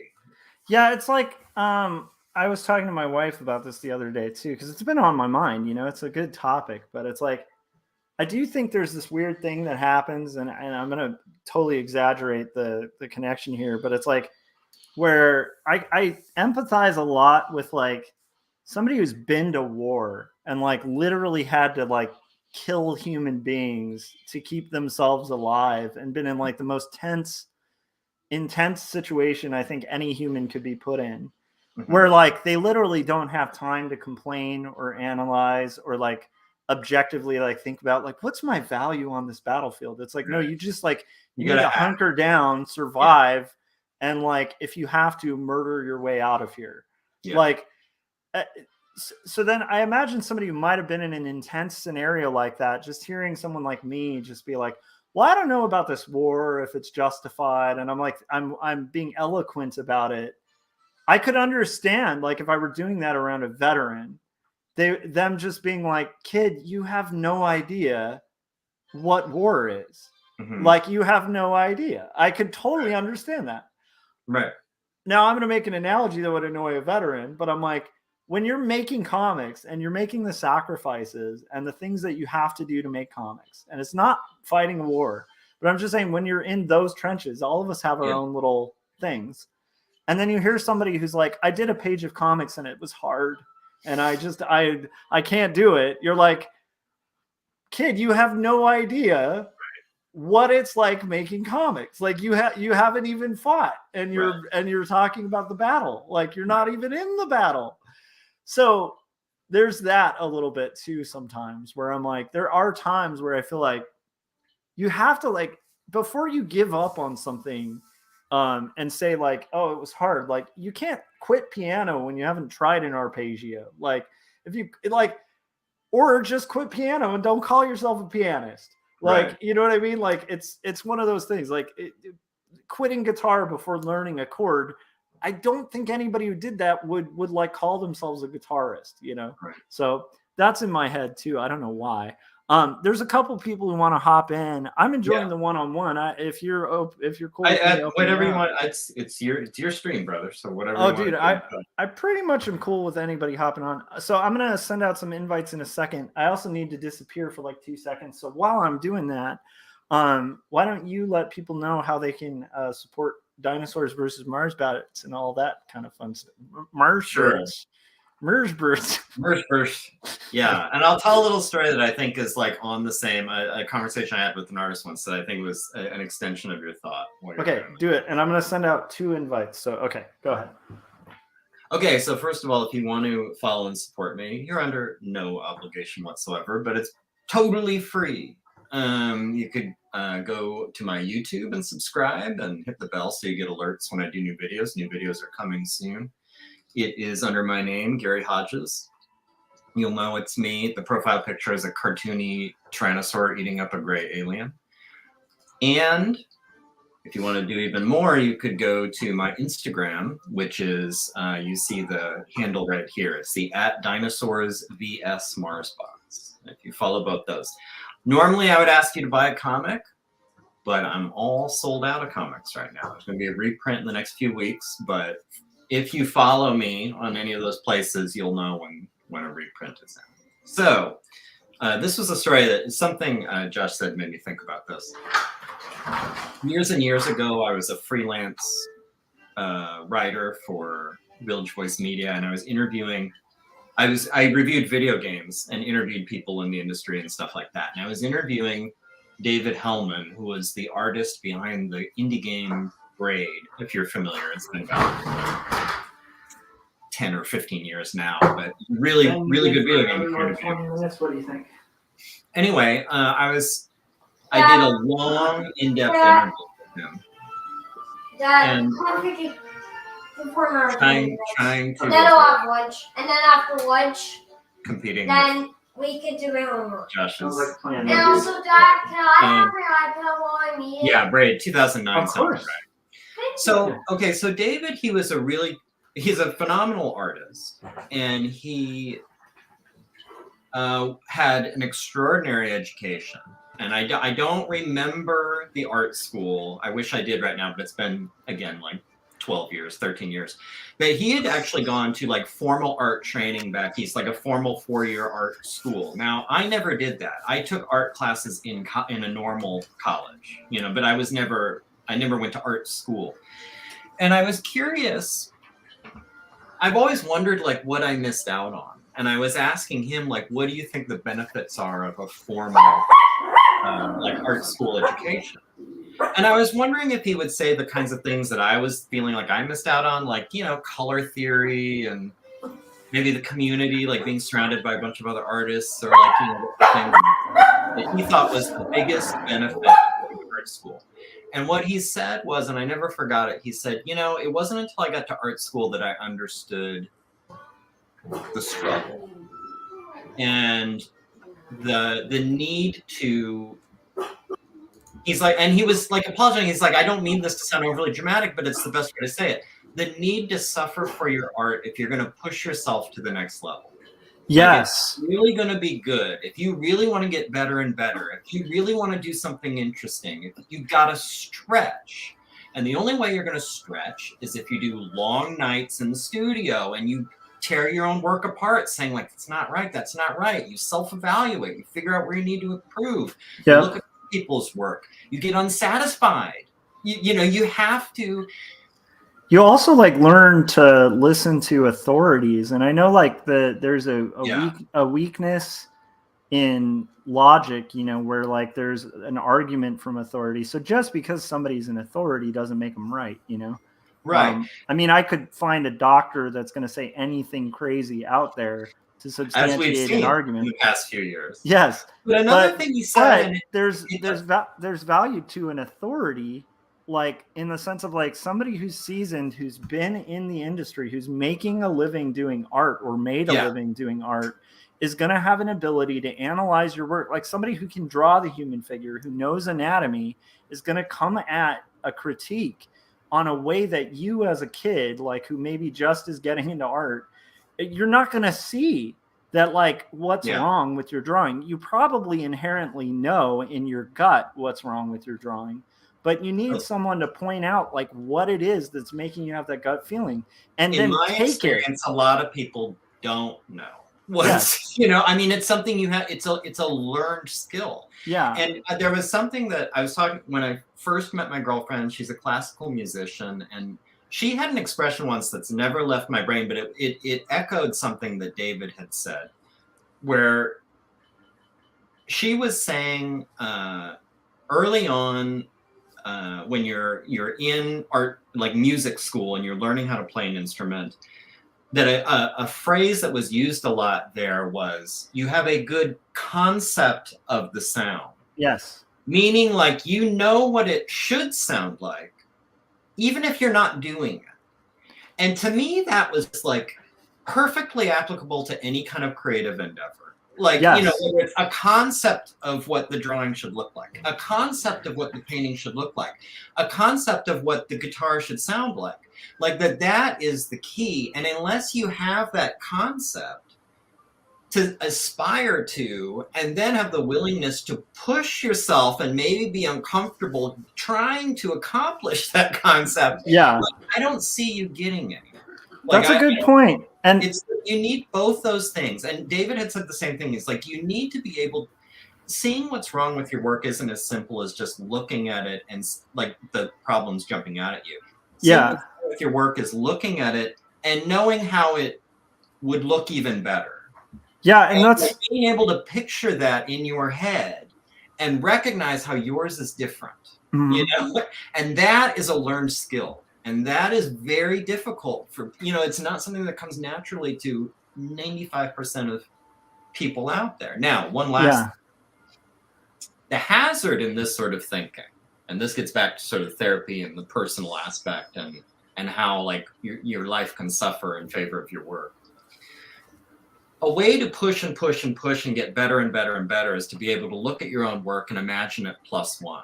How could it be slightly better? Yeah. You know, and the danger, the hazard, and this is something I wanted to talk about when I do maybe my first live stream when I'm working, because I'm getting ready to start drawing. And I think I'll be doing what you're doing.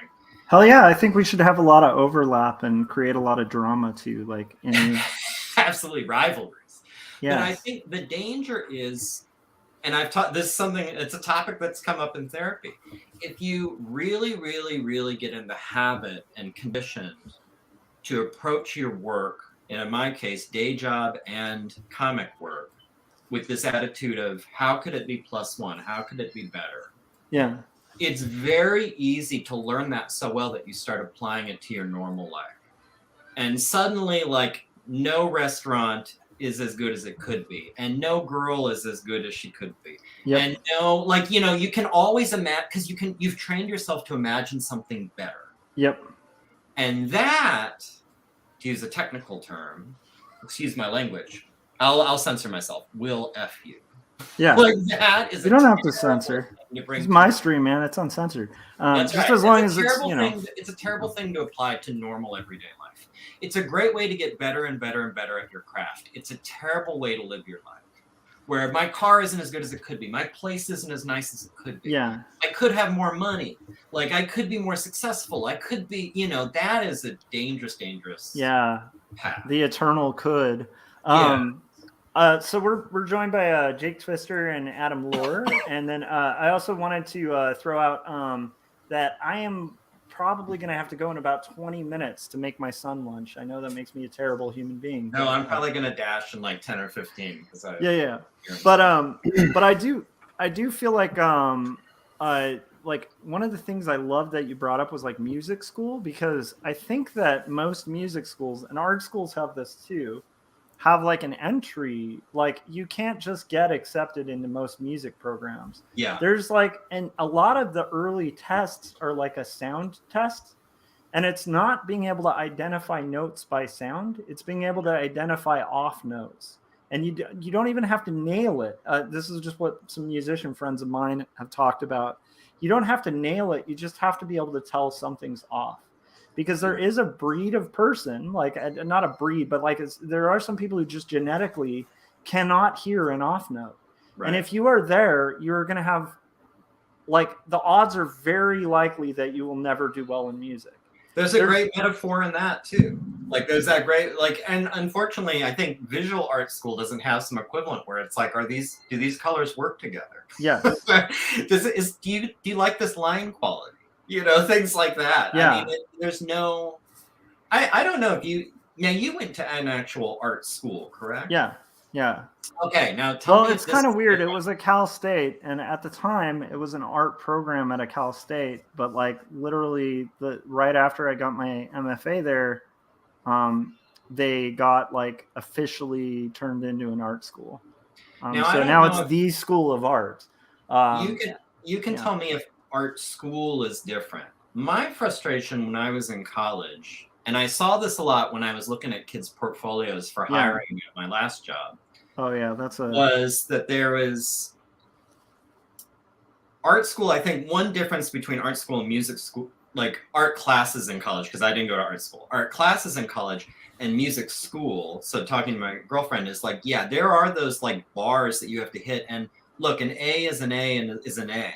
And like, you know, you're playing it correctly or you're not. Like there's actual measures. In art classes, I saw lots of kids getting A's and B's because they were finishing the assignment to the syllabus instructions. It wasn't good, but they did it. They completed it on time. Therefore, they get an A. You know, and like I saw a lot of that when I was interviewing these kids at a graphic design place, where like their portfolios were very beautiful in the sense that they were an attractive case, and they would open it up. Clearly, they had done a class where it was like how to make a portfolio, and they would open it, and the art was completely middling. But I know why, and like they because they were doing the stuff on time. You know, like they did the assignment per the specs on time. And like that's I think something you don't see in based on talking to my girlfriend and other people who've gone through music school. That's not the reality in like a music school. Like you have to be able to perform, you have to be able to play, and it quickly sorts out like who's better or worse. So that's where like that F matters a lot in a degree. Like you're going to notice a massive difference between somebody who has a bachelor's of arts or like a teaching degree, which was like a joke when I was going to school. I hate to say this because I actually know some really good artists who like teach high schools and junior high and stuff like that. But when I was going to art school, there was just like a very noticeable difference between the portfolio of somebody studying art education as opposed to somebody doing a studio practice, which would be more equivalent to the difference you were talking about, Gary, where like one, you could like learn how to make a cool art craft with little kids with paper plates and follow all the instructions and what Dadaism is and all this stuff.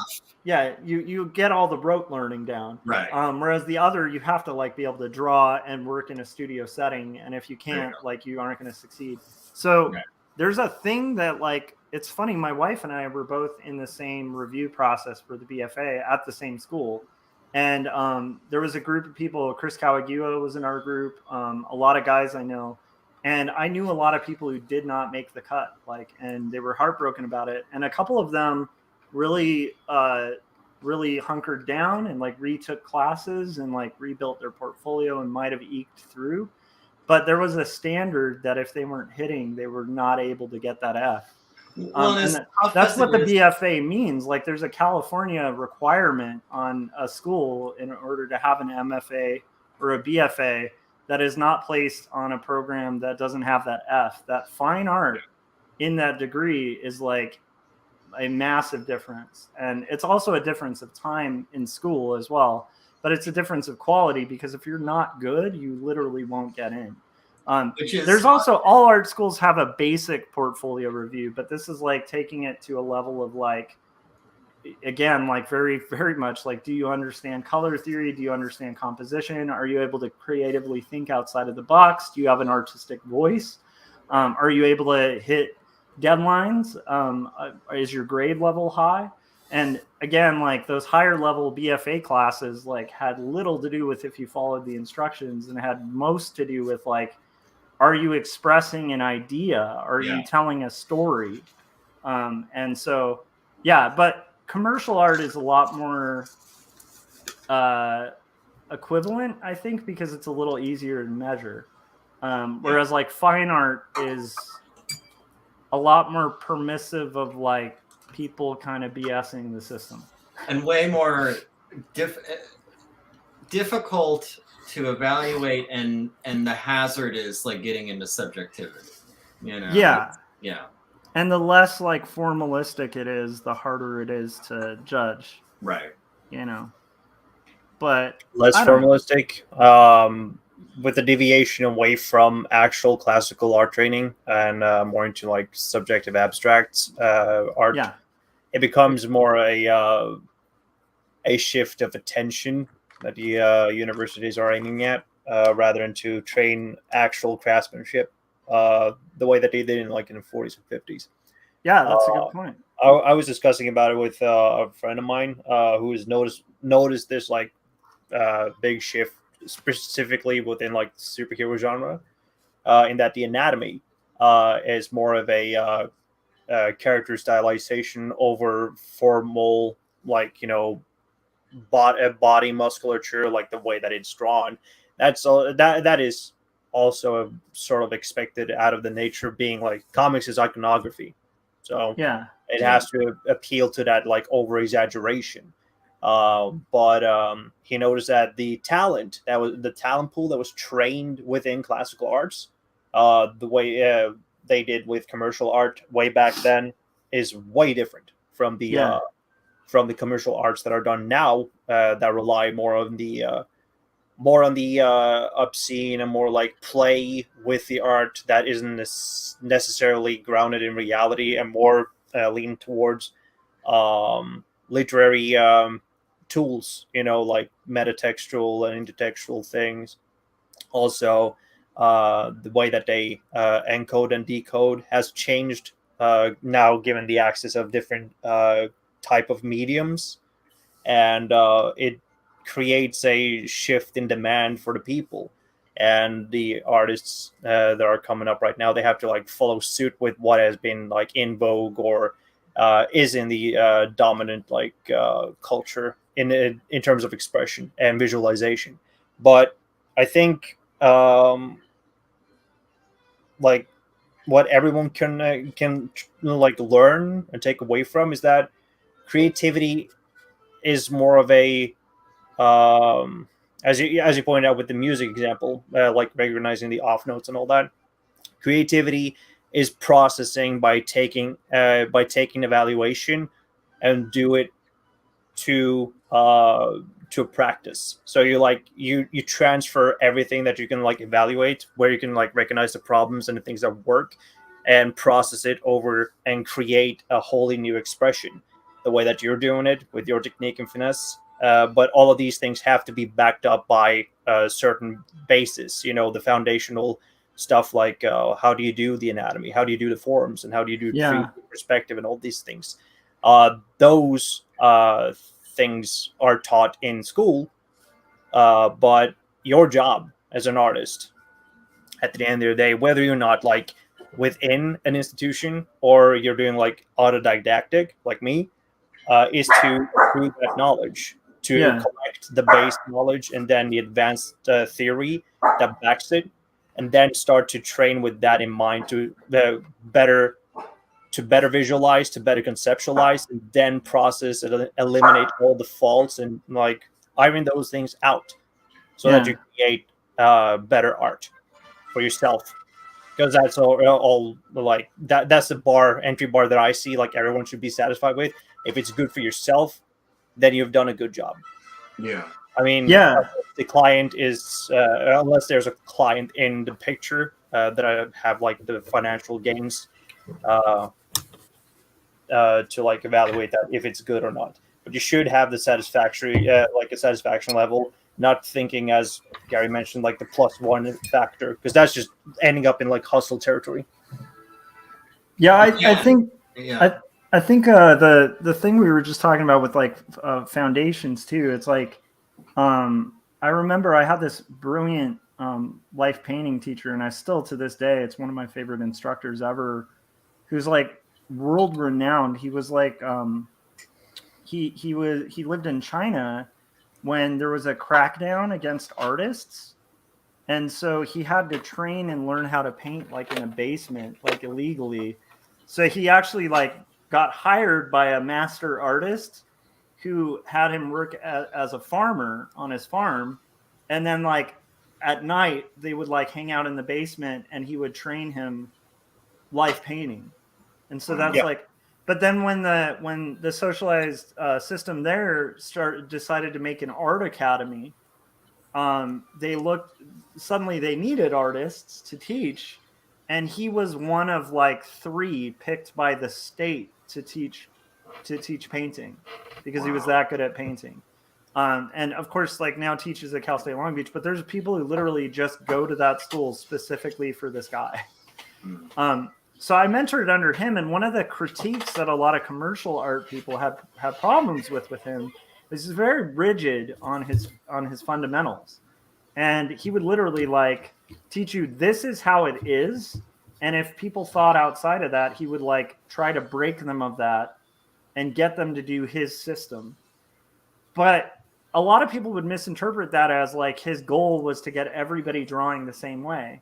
Mm-hmm. And I remember when I was in graduate school, I got to know a lot of my instructors better, including him. And I had a conversation with him where he actually expressed frustration with that, because a lot of students who took his class would misunderstand and come out with stuff that just looked like the foundational stuff that he was training. And then he'd show his own paintings, and they had like splatter and like layering and all this craziness to them, and postmodernism mixed in them. And like his whole goal was like, you know, from what he expressed to me was like, he felt it was a shame if somebody just stopped at the foundations and that was it. His goal in breaking people of crappy habits was that you need to know the form, you need to know how to do it.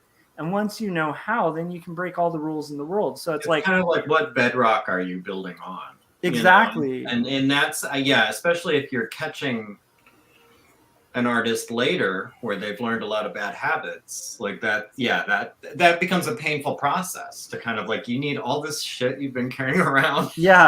Like, we need to get rid of this. Like, all this has to go before you can start building up with like a real foundation. But that's like how you go ahead. Oh, go for it.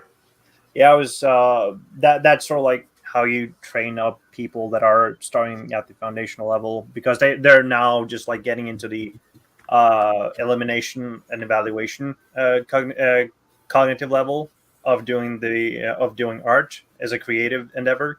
And most of the people tend to give up or try to stay within a comfort zone. It's sort of like having a source engine in one game, and then you still like use that source engine like years down the line. And not improve upon that shit. The point of it is that you're modifying that you modify the source engine and update the wrongs within it. That's how you break the rules, and that's how you create something that will be more robust than the previous version. It's sort of like updating yourself with what you're like experiencing within one periphery, and taking it and putting it to practice. But then you notice that there are other perspectives that you need to pull from in order for like finding yourself too. Like to me, I think of it like, because I also see people, and this is an interesting thing, Gary, you can probably observe this too, where people who are less familiar with the foundations will look at artists that are really familiar with the foundations and have stylized the hell out of what they're doing, and they'll think, oh, that person doesn't know their foundations. And it's like, it takes someone who knows their foundations to see the person playing with the foundations and go, oh, they really know their foundations. Right.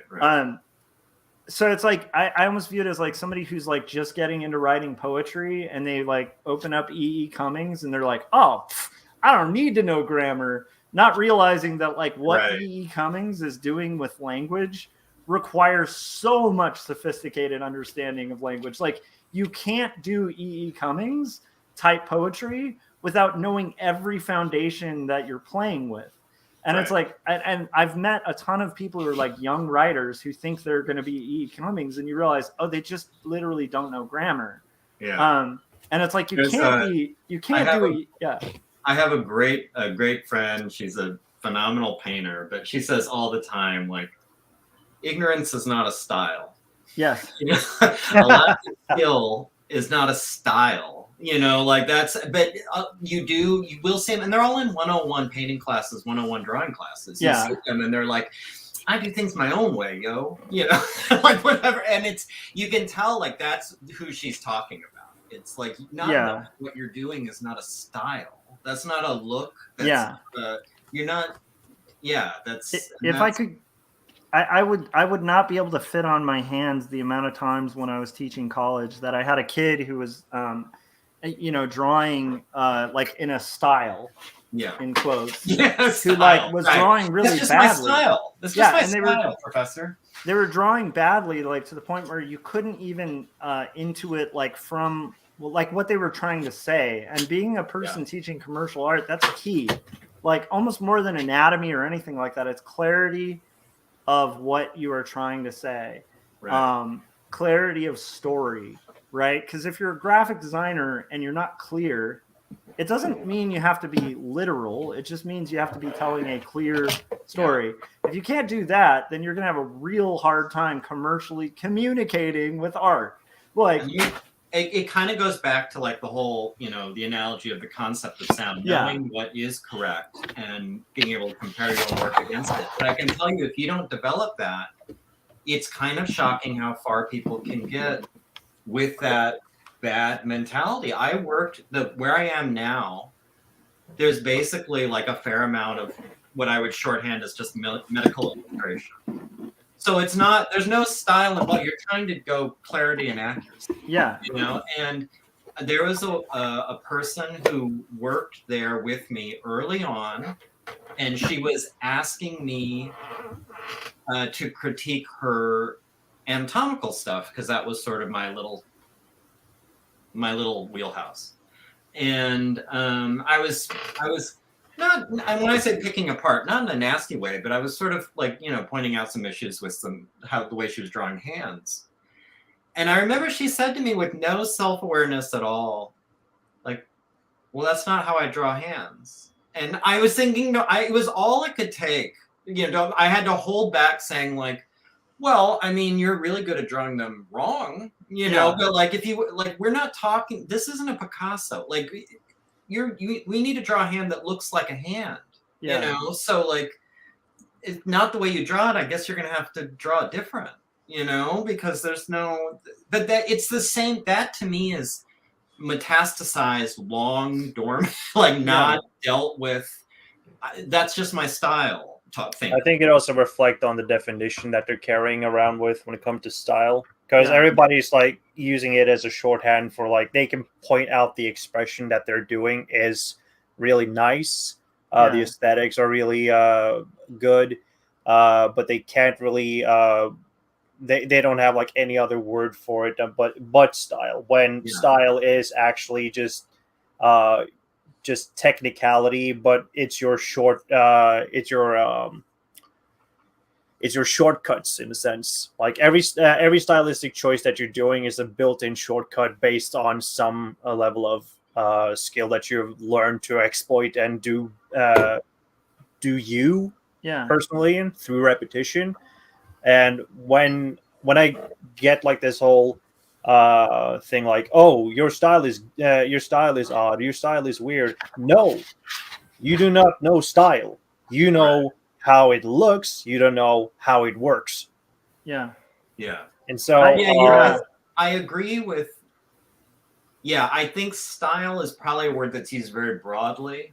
Yeah. And I think sometimes when people say like, well, this is my style, what they mean is like, this is how I draw. Yeah, like basically, not only that, but they lack the vocabulary to express it. Yeah, that's why style has become so pervasive in the usage. Like even at like the people that don't have like knowledge within art uses style wrong.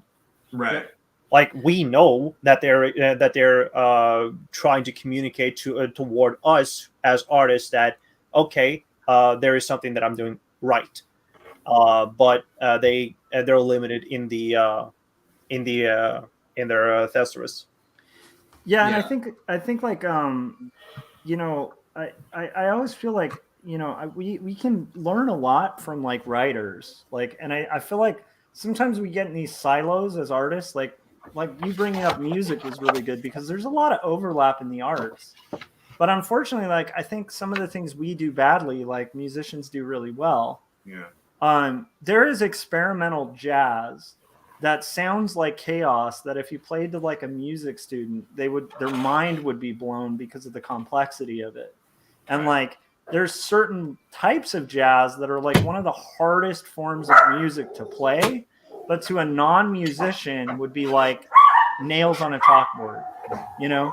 And they might be like, oh, this person's just improvising, and they're not. They're doing like so much more than improvisation. There's that with art too. I have to say, like, part of it is, I think, you know, the experience of learning about my. I'm gonna mute this so my pack of wolves aren't interesting me. Part of it is learning about my girlfriend's career as a professional musician.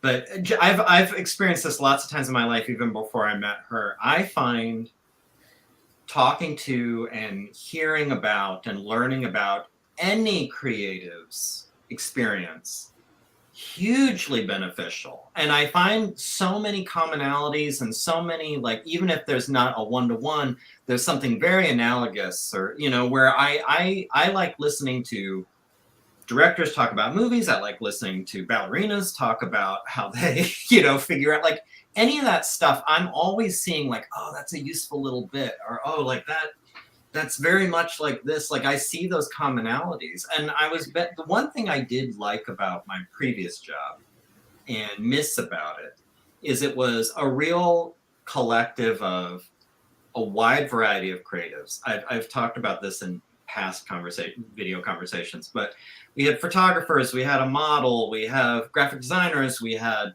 topography wonks, we had traditional artists, like fine artists, like all of that stuff. And hearing them all talk about their thing was wildly stimulating and wildly interesting and wildly informative. Like, I felt like I really had a better insight into not only just the creative experience, but my own experience by listening to them. Yeah, there's a lot of like there's not only the overlap, but there's sort of like a metaphysical understanding that encompasses a lot of the arts in especially with the visual art, because they're all inherited from you know, cave paintings, and then they have gone separate ways, and then there is sort of like taken up upon using different modes, you know, textural and pictorial and audio, and then it just mashed them together in an ultimate form of expression that strives at least towards a universal understanding, or like a better understanding of us as humans.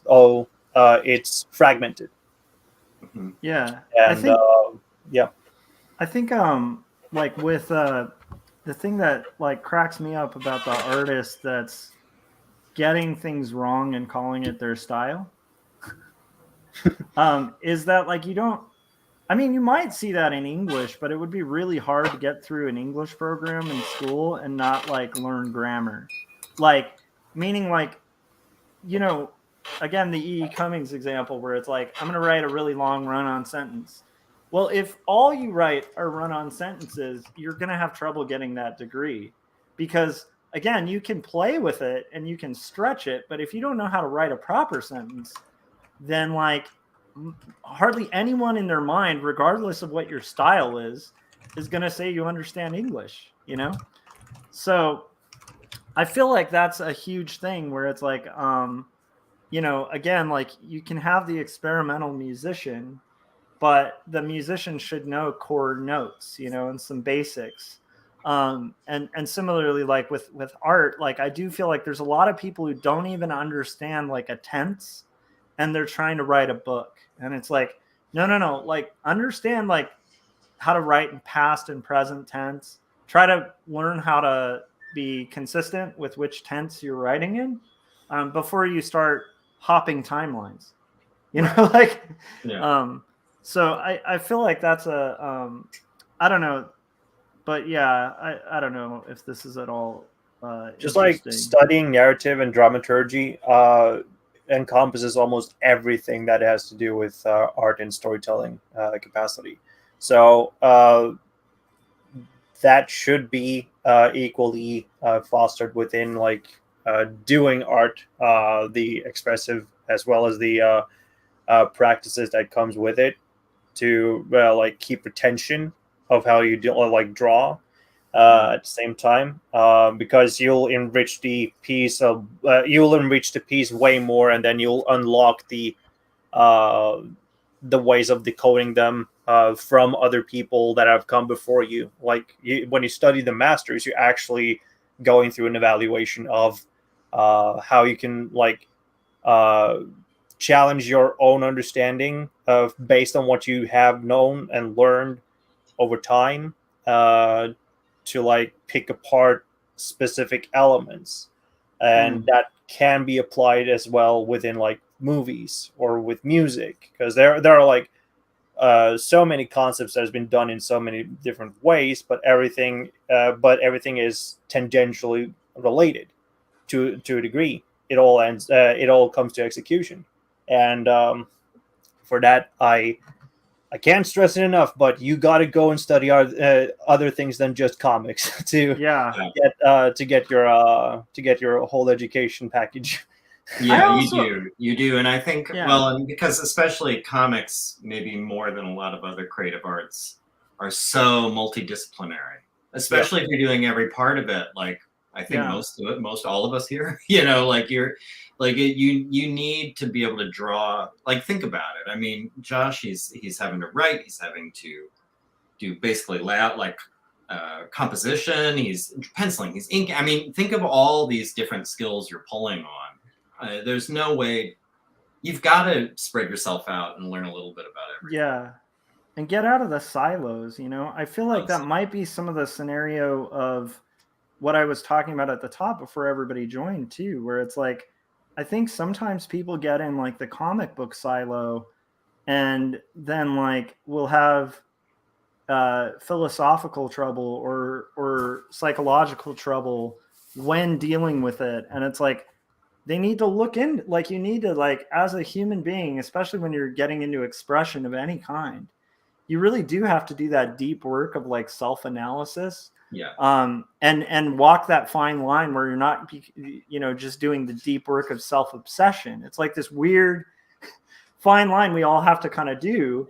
And that's part of being an artist. And like one thing I will say also is a benefit of like an art school that's not like only specialized to art, where there's foundations in other realms than just art. Like it's why I like the CSU and UC systems, because I think it's good to get a grounding in philosophy and history and in English, and like just get that broader perspective of stuff.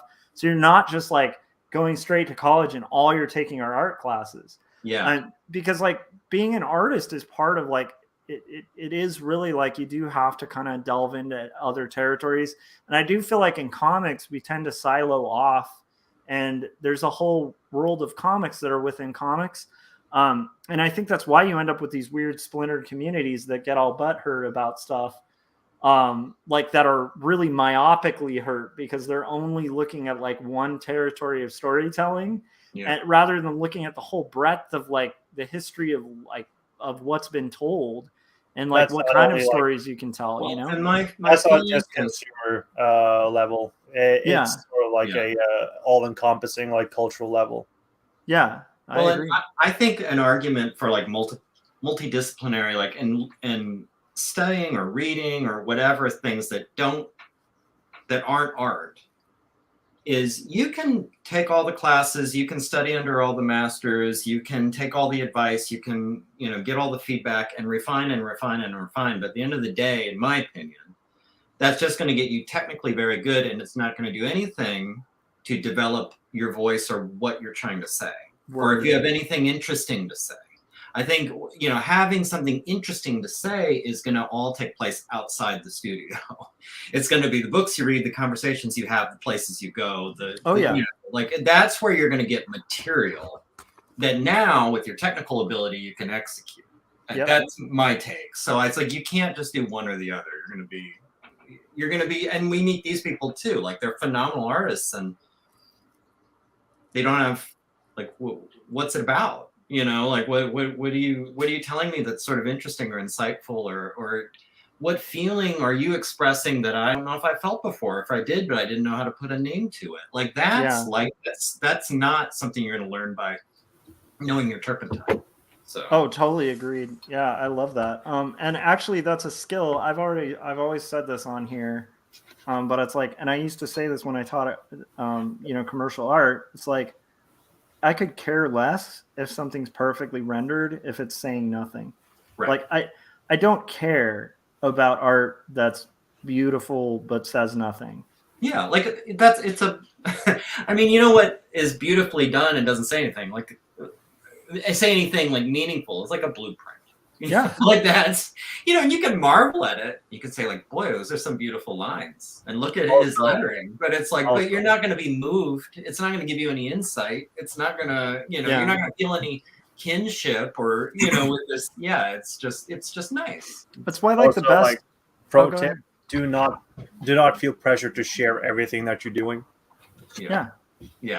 It's not necessary to like clutter it up if you don't want to have that, if you don't want to have it out and you just like feel the urge to do it. Not that it should hold you back from like sharing it at any point in time, but there are just like there's enough content for people to swim in, and that is not like good either. Because if it passes off as content, there is less substance than to like make it a worthwhile experience to revisit over and over again. Like if you think about how you like browse social media and view pictures all day and all that stuff, you start to feel drained. But do you really go back and revisit those pictures again? The answer is likely no. Dude, okay, guys. I have to bail I need too. to run. I think Gary does too. So this might be a good time to stop it. I'm going to probably be streaming again later today. So if any of you guys happen to be around, just keep an eye on that. I'll let you. Yeah, but I have to go make lunch for my kid and all that stuff. I appreciate the conversation. Why don't we just do a quick go around? Let's start with you, Gary, since you have to leave first. So Gary, where can everybody find this is my Instagram right here. The handle at Dinosaurs vs Marsbots. Awesome. Follow me there. And then also my YouTube, it's just under my name, Gary Hodges. Profile picture of a dinosaur eating an alien. So. Cool. And Gary, like once you do live streams, we should talk behind the scenes so we can have some like kayfabe drama that's like live stream drama. And you know what? I want to also coordinate, like I want to try and figure out, especially for the first one, a good time, because I would love it if some of my good indie friends could pop in and for that, at least that first one, and say hi. So I'm going to try and coordinate. But. Okay, awesome. Sounds good. See you later, guys. Jake, why don't you let everybody know where to find your stuff? You can find me on Twitter and newgrounds.com at jtwister, not with a W, but with a V.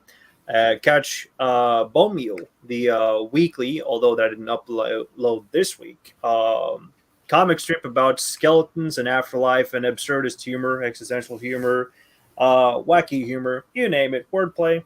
Uploaded every Friday at 3 p.m. CT. I love it, and thanks for the deep thoughts on art and stuff.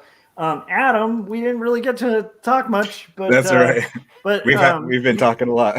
Yeah, you guys have definitely seen a lot of Adam on my live stream, and on his live stream, you've probably seen a lot of me.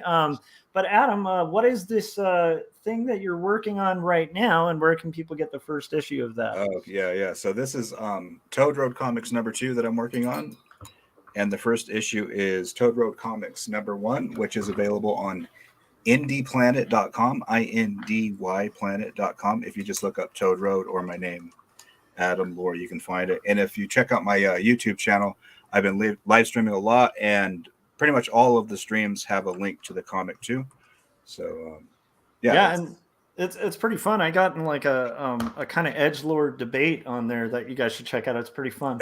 And so like I was saying to Gary, where it's like I feel like there's gonna be a little bit of art stream drama that's kind of fun. So that was I apologize for that. No, it was kind of a fun one. It's kind of I don't know. It's just like water off a duck's back. That guy is not to be taken seriously. So definitely but definitely kind of a fun thing too.